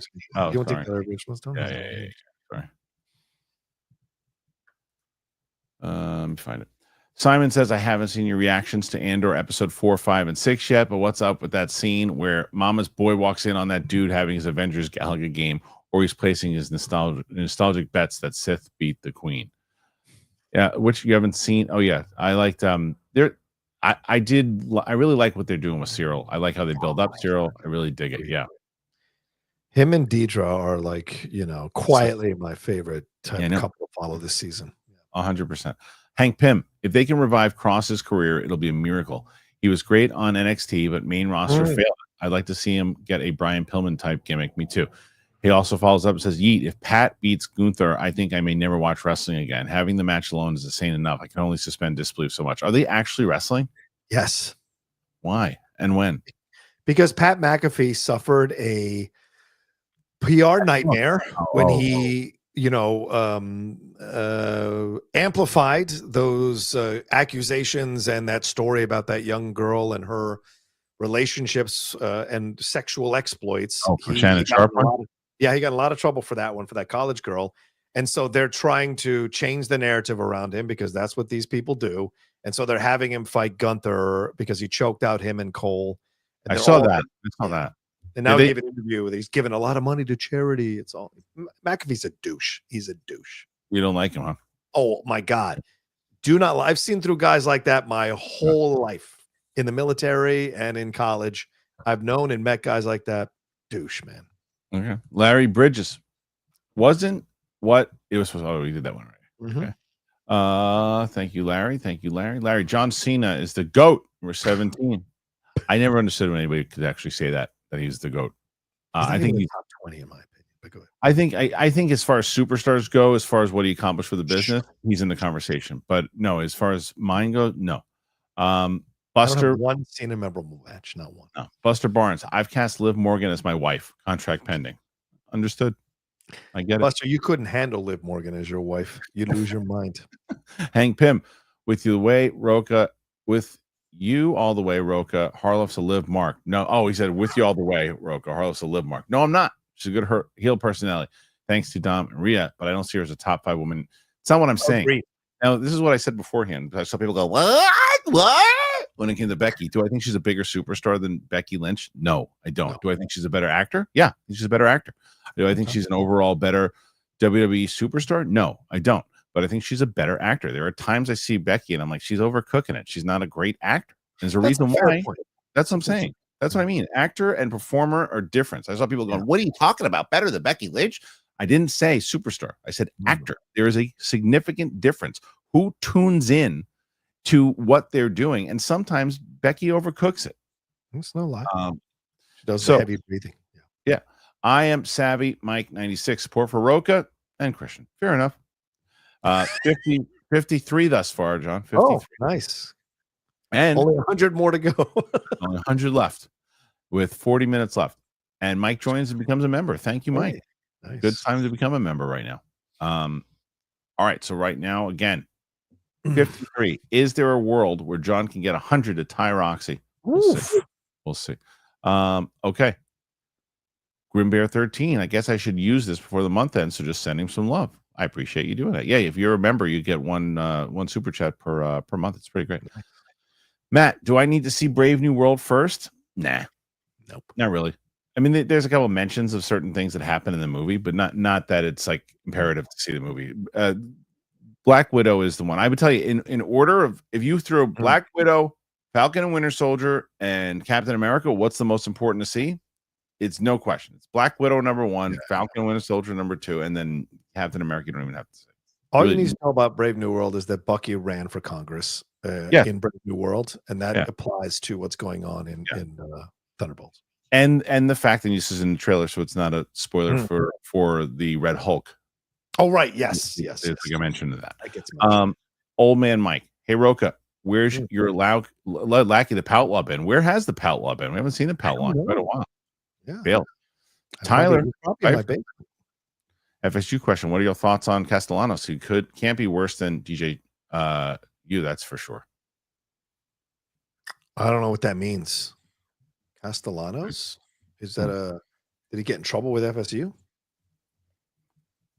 Let me see. Where did he do something? I don't know. What did Tommy do? I'm not sure.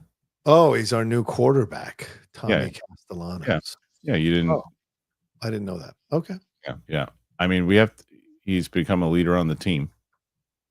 Cool. So we'll see. I don't have enough opinion on him yet. Can't do worse than last year, I don't think. Yeah, that's what he's saying.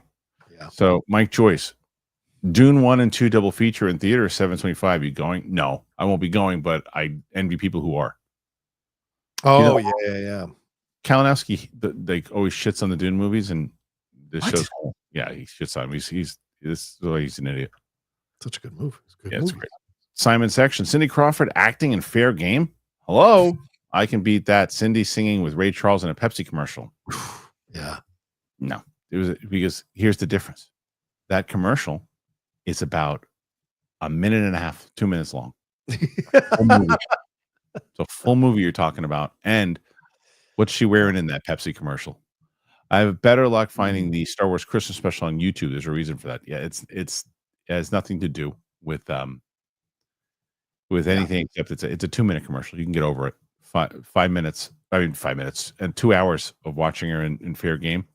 Oh yeah. C Black Thunderbolts new projections are 80 to 90. We'll see. Could be nice. I'm excited to see what it does. I mean, it doesn't.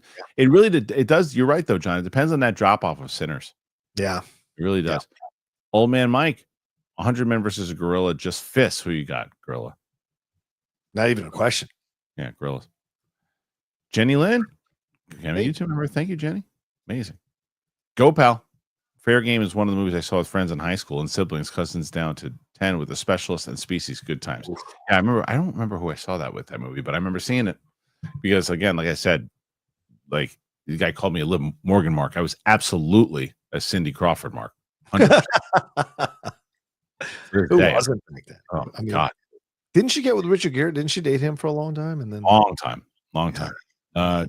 Dingus McNally. Did you guys see that Guy Ritchie is going to direct Roadhouse 2? I did see that. That's intriguing to me. Yeah. It's intriguing. I don't know what he's doing with his career, man. I don't know what he's doing with his career because, like, Mobland is so good. If you ain't watching Paramount Plus, if you're not watching Mobland at Paramount Plus, you are missing out. He has done such a great job with that series. Is it not doing well, the show? No, I don't know what the numbers are on the show. The show is great, but I'm wondering, but I don't know why you would go do Roadhouse 2. He's just made some weird choices. He's got look, and he just did that one. His last few movies have been the last things that he's done. I think he's had a resurgence, to be honest with you. You do? Okay. Yeah, man. As far as quality goes, like I think the last shit bomb that he did was the Arthur thing, right? Because let's see, Ministry of Gentlemanly Warfare was good. I like that movie. We talked about Covenant when you finally saw it. We both liked that. Also, really good movie. But The Gentleman was I didn't see the TV show, but I hear the TV show is great. Yeah. The Covenant is really good, underrated, I think. Yeah. The Gentleman movie I just saw for the first time on the plane about a year ago. Really good. Yep. And I'll tell you, I think Aladdin is one of the better Disney remakes. I would agree. I also think Wrath of Man is damn good, and not a lot of people saw that. that is one of the most serious, no jokes movies that he's ever made. I think Covenant and Wrath of Man are a great one too, to show you that Guy Ritchie could go more dramatic if you wanted to, right? So because with Ministry, he had a lot of jokes in that. There was a lot of fun. But yeah, I just wonder where he's going now. Why do Roadhouse 2? I don't understand. Someone said Aladdin 2 is in Aladdin 2 is in development? I don't know. That's never gonna see the light of day. Yeah, Mobland, and he directed, I guess, how many 2 episodes he directed. Wrath of Man, Gentleman, Aladdin. Man from Uncle was a good movie. Yeah, Man from Uncle was good for what it was. So, but I actually like the Roadhouse 2 thing. I'm excited to see it. Reggie Brown, if Liv is going to be in Spider-Man, they got to hire they're going to have someone shorter than Tom Holland. Yeah, she's not going to be in Spider-Man. She's not going to be in Spider-Man. Alexa Bliss must be losing her mind, because Alexa has been trying to be an actress in Hollywood. Is that true? Year or two. Yeah. It's Liv Morgan kind of. That's the problem with wrestling, dude. Is that if you stay, and this is why back in the day they didn't want to take that time off, because anybody can have that one moment in front of the crowd. And the star of today is now the star of yesterday. Yeah, like look what they did with Ricky Steamboat back in the day, and it's the same thing. Alexa Bliss is big; she comes back. I was excited to see her return. I forgot until you just mentioned enough that she was back. That's the thing that's heartbreak. She didn't even have a match at WrestleMania, and Alexa's a multi-time champion. She was massive. She was huge. Yeah. Top 10 merch sales while she was in the WWE. So I'm telling you, Liv Morgan rose during that time and kind of filled that void of what Alexa Bliss was doing. Future Zeitgeist Dimension. I think they're going to do a combination of Time Runs Out, and both versions of Secret Wars and Loki or Kang will be Molecule Men. Definitely Thanos' spine getting ripped out. That's right. Is that what happens in the comics? Thanos. There you go. So he's going to get bit. I'd play it that way. I suppose you're right. Yeah. John Rocha, the Outlaw, he's back. There you go. There he is. Folks, when I go to a movie theater, right before I sit down, I get on my knees and I kiss the seat, tongue included. That's the kind of cowboy I am. Very nice, Outlaw. Yikes.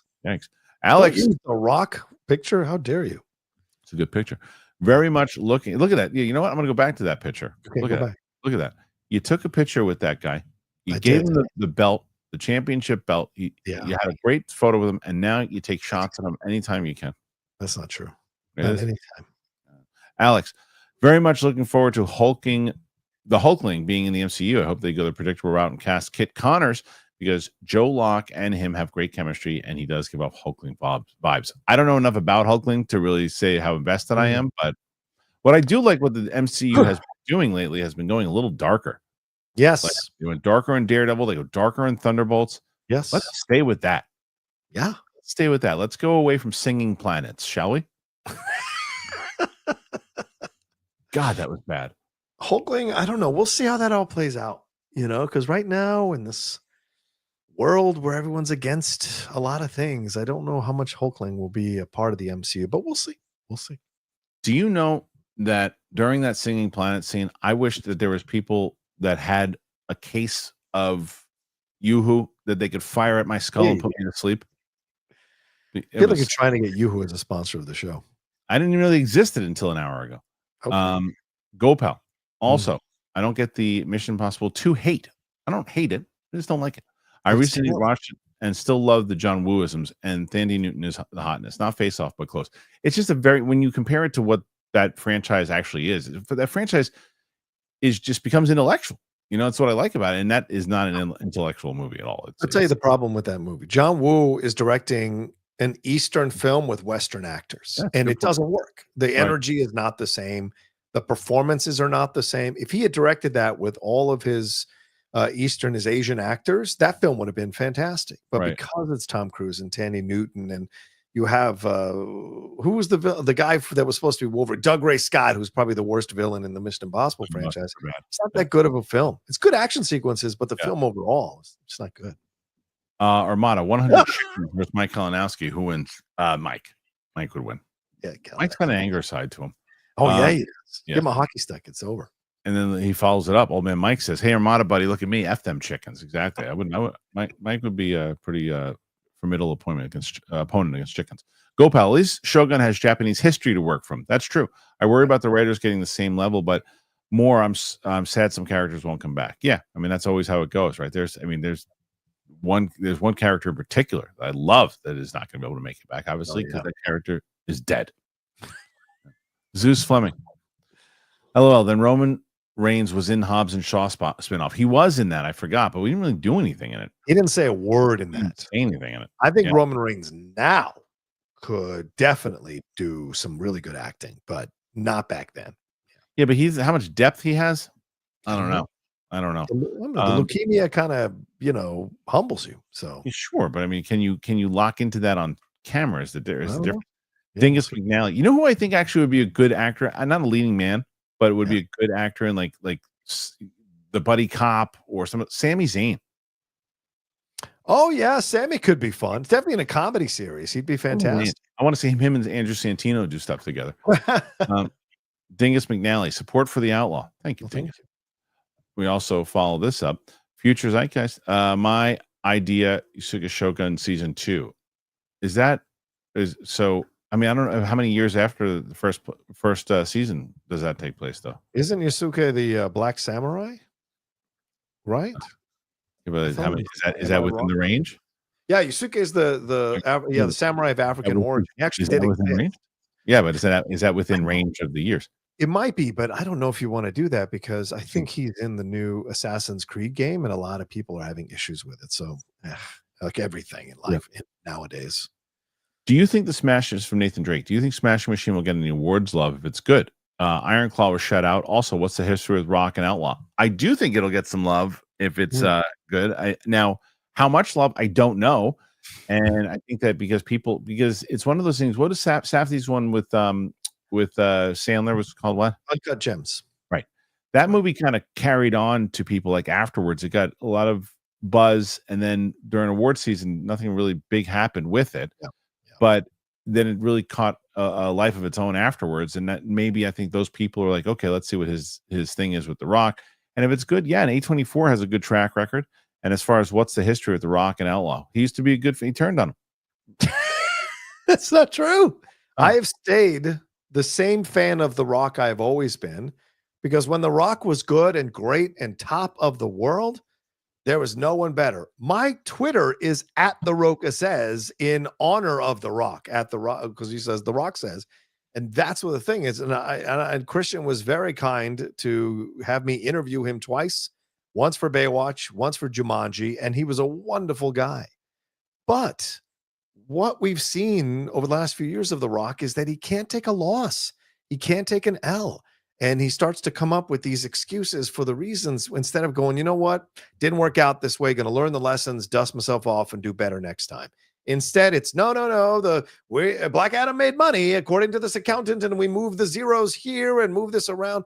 And it's all this stuff to try to brand save rather than just be the honest, good-hearted, caring person you always were, and the humble one who can take a loss, learn from it, move forward, and do better. And turning on the critics to go, well, I make movies for the fans. That's even more. Was that new? That was after Baywatch, after he got ravaged for Baywatch. And it's like, well, no, because you were happy doing stuff for the critics and the fans to play into that division just to conveniently help yourself, I think has been the mistake. So he's changed a lot recently, and it's just, I'm not 100% on board with it, but I still love him. I still love The Rock. I always will, So you heard it here. He turned on him. All right. So Armada, 100 U-Bowls versus 100 Jeff Snyders. Who wins? The question should be 100 Jeff Snyders versus one U-Bowl. Because U-Bowl win that. Yeah, because Jeff Snyder, as he says all the time, U-Bowl whooped that ass. That video that's still on YouTube somewhere. I give Jeff all the credit in the world for getting in the ring with him, but U-Bowl kicked the shit out of him. Yeah. Did you ever see that video? Yes, I've watched the video. Back when Jeff and I were becoming friends, I had never heard about this, and then someone mentioned in some either Collider Movie Talk or Collider Mailbag when Jeff was on as a guest, and I was like, "What is this?" And then I went home that night and watched it on YouTube, and I was just, how you haven't watched that with him on the hot mic together is unbelievable. That's a great point. We should do that. Like, as unbelievable, you haven't watched it. It's a crime almost. They ever watch. I don't know what the credits or the rights on that stuff is, but yeah, not a bad idea. Same thing. You were watching a trailer. Harv K, love this week's Andor episodes, but it really shows within the Star Wars universe that 2D video monitors for communication and entertainment is still superior to those lousy holograms. True. 100% true. Good point, Harvs. Shay Markel, I had always planned to see Thunderbolts, but tomorrow I'm going to do the responsible adult thing by calling off work and going to the theater. Smart. It's good. I told you the thing that I did when I was working at Alcon Entertainment, I had vacation days that I never took. So I took sick days, I think, for like that and vacation days. I think it was like a full week, and I just stayed home and played Knights of the Old Republic. Oof. Yep. Nice. Nathan Drake. Anyone ever talked to Nost? I still remember the match when he got an almost impossible 5-pointer against Jeff and lost. Even Jeff felt bad for him. Yeah, I remember when they played each other for sure. I'll talk to Nost here in he's running his show, and he's been super kind with he asked me to come on, and I've done it a lot of times. I like his show a lot. But I have my schedule just sucks, and it's just very hard for me to do anything except my stuff. So that's but he checks. I've talked to him. John, have you talked to him at all? No, we don't talk. No, really? we were great doing the show. We were great co-hosts for that show, but after the show ended, we've only had like one text exchange or two in the last year. Surprised you never did his show, Settle the Score. I've done this the show before, but after we ended top 10, I think it was pretty clear that we were going to go our separate ways and do our own thing. And he's never reached out to ask me to be on the show in over a year. And I probably wouldn't do it, to be honest, because it's just like we're just not there anymore. And and it was a fun run, though. Top 10 was great. I would love us to do a reunion show one day live somewhere. That would be awesome. But I always respect him, Yeah. Elusive Rock. The Studio is my favorite show of the past decade. Last night's episode was pure gold. Remember the rumor that Feige said the Fantastic Forecast was too white? Is that what happens in the thing? I haven't seen the episode yet, so the whole episode is about like how to cast without offending people, and it's the whole. I mean, it's genius. I love it. I'm gonna love it. All right, Jake. I flew to the Schmodown Spectacular 4 live event back in 2019, and John, when I saw you strutting out the building holding the belt after being Shazam, I thought to myself, "That's the GOAT right there." Yeah, damn right. That's awesome. That was a great moment. That was a great moment. Right. Where was that? That was in LA. It was when is that the one where I was sick after we beat Shazam? Yes. That was the one where you showed up sick. Yeah, that was crazy. That was touch and go that morning to like Michael Jordan. I know. Trust me. I kept texting you back and forth going, I don't know if he's gonna be here, guys. I remember that. Crazy. Yeah, 2 or 3 hours of good. That was nuts. Down there in time. Yeah. Nuts. Shay Markel. Bella is clearly a brilliant actor. So far, I do prefer the video game take on adult Ellie. She's actually 1 year younger in the video game than the show. Again, another fair comment. People who have played it, it's like, okay, I like her as an actress, but I just like Ellie's character better in the game. That's totally fair to say. Yeah. Ass Man, any updates on Rian Johnson's Star Wars trilogy? Come on. It's like the same. That's when he said before, Taika's. They have a writer on it. Okay, the hell's that mean? Until they start shooting, it's the same thing. Rian Johnson's Star Wars trilogy has been talked about since 2016. Yeah, 10 years. Like, what are you talking about? They're waiting for people to like not care about Last Jedi, and that's never going to happen. But Broom Boy has it. Yeah. Oh my god, Rian Johnson. This is the thing I never understood about people who actually really like movies. I think it's fair to say that Rian Johnson, kind of Star Wars is not good. I think it's fair to say. There are other people who really like it. What am I saying? What did I say? You said the Last Jedi. You say it's not good. Yeah, saying Last Jedi. I think Last Jedi stinks, but I think Rian Johnson's great. I think Rian Johnson's movies as a director Looper's great. I think his stuff that he did in Breaking Bad is great. I like Knives Out. Poker Face is great. I haven't seen Poker Face, but I hear good things. He's a great filmmaker. I just don't like. It's like I just don't like that movie. And I just people like, oh, he's the worst. I won't support anything he does. Why? Because if a baseball player has one bad game that you didn't like, you're not a fan of that baseball player anymore. It's weird. Like, I don't get it. Yeah, but he ruined the game. Like, we lost the game. Yeah, but he still but he had a couple of nice hits the next couple of games. You just turn on them that quick. It's crazy because half the fandom loved it. So that's true too. Yeah. Armada, Outcast, and Soundgarden for the Rock and Roll Hall of Fame. Good choices. Good choice. I like it. Shay Markel, like many of us, I really dislike the negative public discourse about Bella, but we know the internet will be brilliant and horrendous. It is true. There's some stuff that I saw. It's like, she's still just a young kid, What's she, 20 years old, 21? That's why she doesn't do social media. She's very smart. She doesn't do social media. She's very clear about who she is. She's an outspoken person for advocacy and causes. So she's not, she ain't no dummy. Just saw a bunch of memes. It was just so mean. It's like, you don't like her performance so much. The show is just so mean. Maybe it's just because I'm a dad now.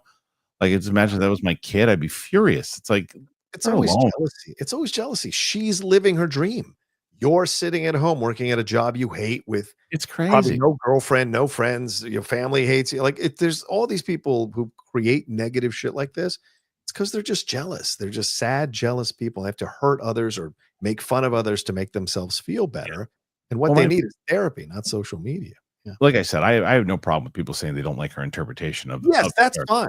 And to push back against, there are people who just, if you say that, they go, oh, you don't like her because of this, and this, and you don't like her because, and it's the same people that if you don't like, certain things on Star Wars, then you're the bad guy and you're misogynist. Right. You're allowed to have the take that you don't like what she's doing as Ellie. That is fair. Sure.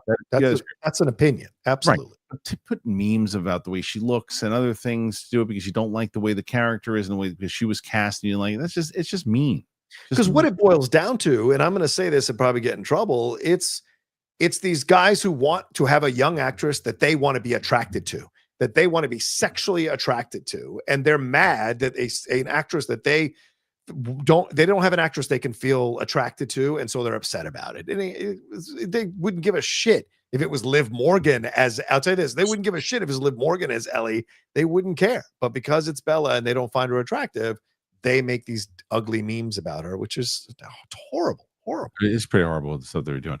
Just finished. This is Lil Yankee. Just finished Andor season 2, episode 6. The last half of the episode took me 30 minutes to get through. So intense. It's intense. The show just gets more intense. Just you wait. The next 3. 20 minutes left, John, and you got 81. You're moving. God, you're moving. 70. I pre-bought Thunderbolts tickets for 3D, 4DX. Good. People are starting to get into it now.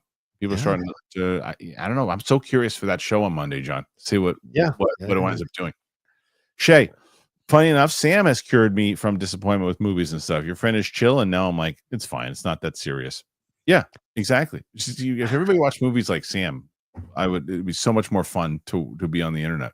Brother, most people are like this. That's what the people who do what we do, and then also the fans who watch the stuff, they don't understand. Like, regular people are not this emotional about movies. It's movies. It's like if I was sitting around a table with my friends from home and we went out to dinner, and I started telling them that there were like actual like hateful wars about Star Wars and everything, they wouldn't even believe me. They wouldn't believe me if I told them if I told them about all these things that people get like up in arms about this type of stuff, they would think I'm crazy that people would actually take the time out to fight about whether or not, Star Wars and stuff. So it's funny. Tronin, Tony Storm should be the next wrestler in movies. Is that the one in AEW? Yeah, she is amazing. Now that's an actress, and she was at the TCM Film Festival over the weekend because she does homages to old films. Yes, and so Mankiewicz invited her, and she's great. Okay. So that I would have been on board with. Paul, a member for 3 months. Thank you, Paul. He's planning an Empire Strikes Back theme party. Have a room set up for Hoth and Dagobah. Hey, Rocha, what's the third planet in Empire Strikes Back? It's your Uranus. That's what it is. You're still getting that. Shay, Kristian, can I get a back to formula? Saying that so much when we were watching those Spider-Man movies. Shay Markel, Rocha, can you say something about having gravitas? Yeah, your mother has gravitas. Whoa. What did I say? That's not negative. That means she's got like depth and complexity. That's true. Joey Pedras, either are you planning on seeing the movie Friendship with Paul Rudd and Tim Robinson coming out? It looks hilarious. I saw the trailer for it. It's one of those ones that I'll probably catch on streaming. Okay. You? Yeah, it looks good, but I don't think I'll catch it in the theater. Yeah, right. Listen, I don't go see those smaller films in the theater much anymore. It's tough though, especially for our work. Like it used to, very different for how it was back then and how it is now. It's just different. I try to get links now. Yeah. If I was Breakfast All Day, which I love those guys, then yes, I would go see it in the theater because they do an out of theater reaction for that movie. People actually watch it. I do an out of theater reaction for that. No, but I do want to see the movie. Ryan S. I met The Rock in 2018. He was great. I paid hundreds for Raw in Minneapolis before WrestleMania, and I couldn't believe it. No Rock, Cena, or Cody. Bert Kreischer had more ring time. Very disappointing. Yeah, it's like they handled this whole run very, very poorly. By the way, I didn't know Kreischer was a Seminole. Dude, you never heard his story about me and him? No, I don't. I I don't really gravitate to this kind of comedy, but I was the first time shocked he was Seminole. I did comedy with him the first time he ever did stand up, and nice. it was a Potbellies, and he tells the story all the time. But like I had been doing it for a little bit, and I had made the mistake in the past of having a couple of drinks beforehand. It's like, nah, you gotta rely on it. I'm not gonna do it. And I told him because I saw him. He had a lot of people there because they had a Rolling Stone magazine. Oh, that's right. They profiled him. Yeah, right. So I said, dude, do not. If I can give you advice, don't drink before you go on stage. And he's like, why not? I go, because once you do it once, you're gonna want to rely on it all the time. He says, now he's told the story 1,000 times, but he goes, you can't go up on. He doesn't know stage because of what I told him on stage that day, the first time he did it. But yeah, I know Bert. I've known Bert for a long time. I used to when I started doing at the Boston Comedy Club in New York. That's when I started to even having more conversations with him. But we almost got him on the show a couple times. Nerds Engaged gifted 5 memberships. Thank you, Nerds Engaged. I appreciate that. Sean McCabe, support for my beard, Rocha. There you go. He asked Roxy yesterday if you should shave it off. I would totally shave off his beard. And I would do it doing Scottish accents. I would do Braveheart lines the whole time while I'm shaving him. Perfect. Larry Bridges, John Cena had a lot of memorable matches. I can't think of any. What about the Punk one? You had a good one with Punk. That was Punk, memorable for Punk. Oh man. Jake Ecavetta, Crawford's Pepsi commercial is iconic, but my number one is Ali Landry's Super Bowl Doritos one in the laundromat. Oh yeah, I remember that one. Not sure. Have you watched? Ali Landry. Is that? Oh, that's different than Ali Larder. I was thinking Ali Larder. I was Ali Larder. Okay. Interesting. Nathan Drake, Bibbs like Thunderbolts? Shocked. Yeah, I am. I am shocked that he liked it. Yoo-Hoo is great. I haven't had Yoo-Hoo in so long. I got to get some Yoo-Hoo. Shay Markel, as much as I hated the gunfights in Havoc, Gareth has the best hand-to-hand action in the business right now. I am the only person, me and Coy are the only 2 people who enjoyed watching that movie. That movie is so bad. But I told you, though. But remember I said to you the other day, I'm not going to argue with anyone that says that. I know. Yeah, because I understand it. Larry Bridges. You can order Yoo-Hoo off of Amazon, just letting you know. Oh. You can get cans or bottles or even the cardboard containers. I would love to, do you know why I would order that? And I would order it to my house just to see the look on my wife's face when it shows up to the house. Don't put this shit inside you, and don't put this near our kids. Right. I respect your opinion, though, Rocha. Larry Bridges said that. Thank you. Yeah. Shay Markel, I feel the signs that Gareth is a new age director is written all over how he moves the camera to follow the action like a TikTok dance. I love it. I love that club scene. I loved it. Love that club scene. Gangs of London is a better Gareth Edwards project. Rock and Movies with Tyler Harloff and everyone. If you're looking for a new book, then look up Voice of the Ocean by Kelsey M. Pitchy. A recommendation from my girlfriend. It's The Little Mermaid meets, what's POTC? I don't know. Thank me later. Meets POTC. But either way. Pirates of the Caribbean. Little Mermaid with Pirates of the Caribbean. Okay. Perfect. Okay. Kelsey and Peachy. All right. Thank you, Rock and Movies with Tyler. Zeus Fleming. He was a real person. Is a great anime on Netflix. The same thing, starring Lakeith Stansfield. Highly recommend. Okay. Yeah. I mean, it's just a matter of Zeus. It's like how long in a time period connected to Shogun is it? Shay Markel, hear me out. An Equilibrium remake by Christopher Nolan. I mean, yeah. You told me that he was going to do if Christopher Nolan was going to do a remake of Geely, I would say, all right, let's do it. It's Christopher Nolan. He said he must have a good take on it. Section. Kristian wants some Yahoo, and John is here, so there are a few good men. I may have to handle the truth that I have to put out my super chats later. John, my better actor, have you seen the Deep Cover trailer? Who's in that? I don't know. Deep Cover, I know, is the Lawrence Fishburne. Yeah, right. That's where that 187 on song first debuted. Hank Pym lived to star in the Barbed Wire remake. Please and thank you, Tyler. It's about that level of acting. Yeah, stop that. The author is a St. Louis native, and my girl and I met her Monday, and she was lovely, especially that dress she had, and even she was like, "Dang, that's awesome."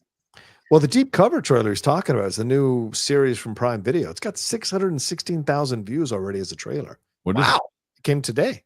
I don't know. Is a fast-paced action comedy. Who's in it? Sean Bean, Bryce Dallas Howard, Okay. in it, and Nick Mohammed and Orlando Bloom. Interesting. All right. Yeah, Johnny Venerable, enjoying Andor, but it's slower this season than I expected. It doesn't stay that way for long. Also, wish K2SO was in the show more. Worrying the preseason hype might be losing me a bit. It's too bad. It's too bad because it is absolutely brilliant. It's too bad it's losing you because once it gets to the end, it is just it's next level. It's been out for 2 weeks. How is it losing you already? Hank Pym, Miami Vice remake with Miles Teller and J.D. Washington. Is that actually? I knew that they announced that they were doing. Is it actually Miles Teller? I don't know if it's Miles Teller, but I know Miami Vice remake is happening. Okay. I forget who's the writer, but it's a really good writer. Yeah, I remember that. Joseph Kaczynski is going to direct it. Okay. And Dan Gilroy, who wrote Born Legacy and Nightcrawlers, writing the screen. Yeah. Kenya King, I need to see Mars Attack versus the Emperor movie. Okay. I don't know what that is. Dingus McNally, out of these 2027 movies, which one would you choose to see now? The Batman 2, Beyond the Spider-Verse, or Secret Wars? Probably Secret Wars, because it's the one that has it's the one to me that is actually seems like there's a narrative to it, and they're going to shoot both Doomsday and Secret Wars back to back. Plus the fact I want to see Doomsday and I'm going to want to see how it ends. But Beyond the Spider-Verse can have an argument for, but I would probably say Secret Wars. Yeah, I would say Secret Wars, but I have a prediction that 2 out of 3 of those movies will not come out in 2027. Just putting that out there. Yeah, Batman 2 and Beyond the Spider-Verse. Maybe Secret Wars. Really? I mean, if they're shooting back to back with all that special effects and that whole cast, you think Doomsday is going to come out in a year with post-production? No. I think it probably comes out in December. Yeah, which will push the other one. 2026, and then it comes out 2027. Nice same year. Back to back.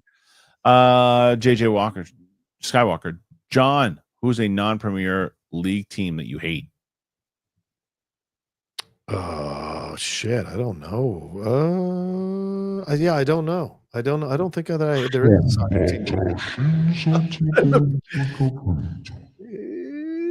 Oh, yeah, I guess Real Madrid. I guess because they always beat us in the Champions League finals. So yeah, Real. Agreed. Go pal. The only bad thing about Soundgarden being inducted to the Hall of Fame is that it should have been in 10 years ago. That part is a travesty. Agreed. Totally agree with that. Didn't the lead singer take his life, or am I thinking of someone else? Right? Yeah. Doug Developer. Any scenes in Thunderbolts that could get an audience cheering? Yes. Not counting Deadpool and Wolverine. We haven't had those scenes in the MCU. Yeah, definitely. There's quite a few. Yeah. And there's a few that might get you emotional too. Yeah. So, it's true. I was surprised how emotional the movie was, actually. Yeah. Alex, in my opinion, Disney was more LGBT friendly in an authentic way when I was younger, and they weren't trying to appease. Reflection from Mulan was huge for me as a 10-year-old. I have hope for Hulkling and Wiccan because it's Marvel. I agree with Alex 100%. I mean, Alex speaking as, a gay man, when he is watching this stuff as a kid, like, he watches certain things that he sees the way that inclusion is, and he can feel it without being beat over the head. And you and I have talked about this many times over, right? There are times that when it's pushed, it hurts the cause more than it helps it. And it's there's times that's like, you cast the right person, you cast who it, and if there's a mission, if there's a message that you're telling out there, and you're not, again, every movie has a message. Every movie has a message. The question is are you going to get beaten over the head with it? So I agree with you, Alex. I think that to me, it's like people are worried about not getting yelled at Twitter now. So, and this is why I want to see this episode of Studio to see how they do it. Yeah, it's really funny. Well, also we got Vel and Cinta right now in Andor, and that's not beating you over the head. It's very clear. Andor. I mean, Cassian Andor alone. Yeah. And it's Shay Markel, support for McCabe's beard. There you go. Perfect. Jake was rewatching some old Schmoes no-shows for nostalgia. So many great moments. Ellis to Tiffany. So anyway, let's talk about your dad's penis. That was the most hilarious moment ever. It was hilarious. Again, that was a very different time. I bet you today he wouldn't have done that. No. Future Millionaire, Star Wars prequels over sequels. Thoughts? I agree. Prequels over sequels. Yeah. I would much rather watch the prequel. I disagree. So you can only watch you can only watch 3 sets. 1, 2, or 3, or you have to watch 7, 8, and 9. You're watching 7, 8, 9? I watched 79. Force Awakens is better than any of the prequel movies, in my opinion. Better made. I think you're probably right, but the first but all the prequels, they at least have a narrative that fits together. And sure. One, after you see one, you know that two sets up stuff that eventually leads to three, which you're like, oh, it all leads in together. And because Lucas at least had some kind of a plan, as opposed to JJ, I'll do the first one. Who are you gonna get now? Ryan. So much terrible acting through the prequels, where I don't think there's terrible acting in the sequel trilogy. And although the third one, I've still never seen Rise of Skywalker since the screening night that I saw it. Right. It's but I would power through it because I still enjoy half of The Last Jedi, all of The Force Awakens, and there are some good scenes that I remember in Rise of Skywalker. Whereas prequel trilogy, that's just tough for me to watch those films. They're rough, man. For me. Fair enough. All right, let's see. Let's get to this. 85, John. You did pretty damn good. 85. You did good with 5 minutes to spare. Yeah. You did 85. That's a pretty damn good week for you in general. I know what you're about to say next. You can't combine Monday and No, I know you already said that. Yeah, I already said that. So crap.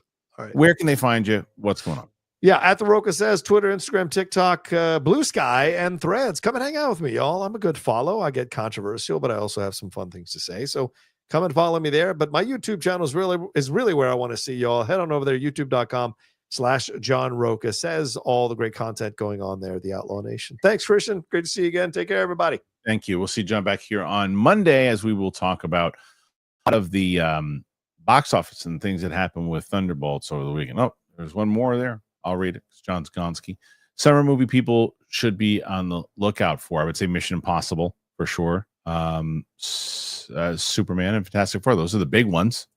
So there's another one. Lights, Camera. What would be hilarious is that if John winds up winning while he's not here. Lights, Camera, Super Action. Lilo and Stitch seemed like a guaranteed billion-dollar flick. Superman might be.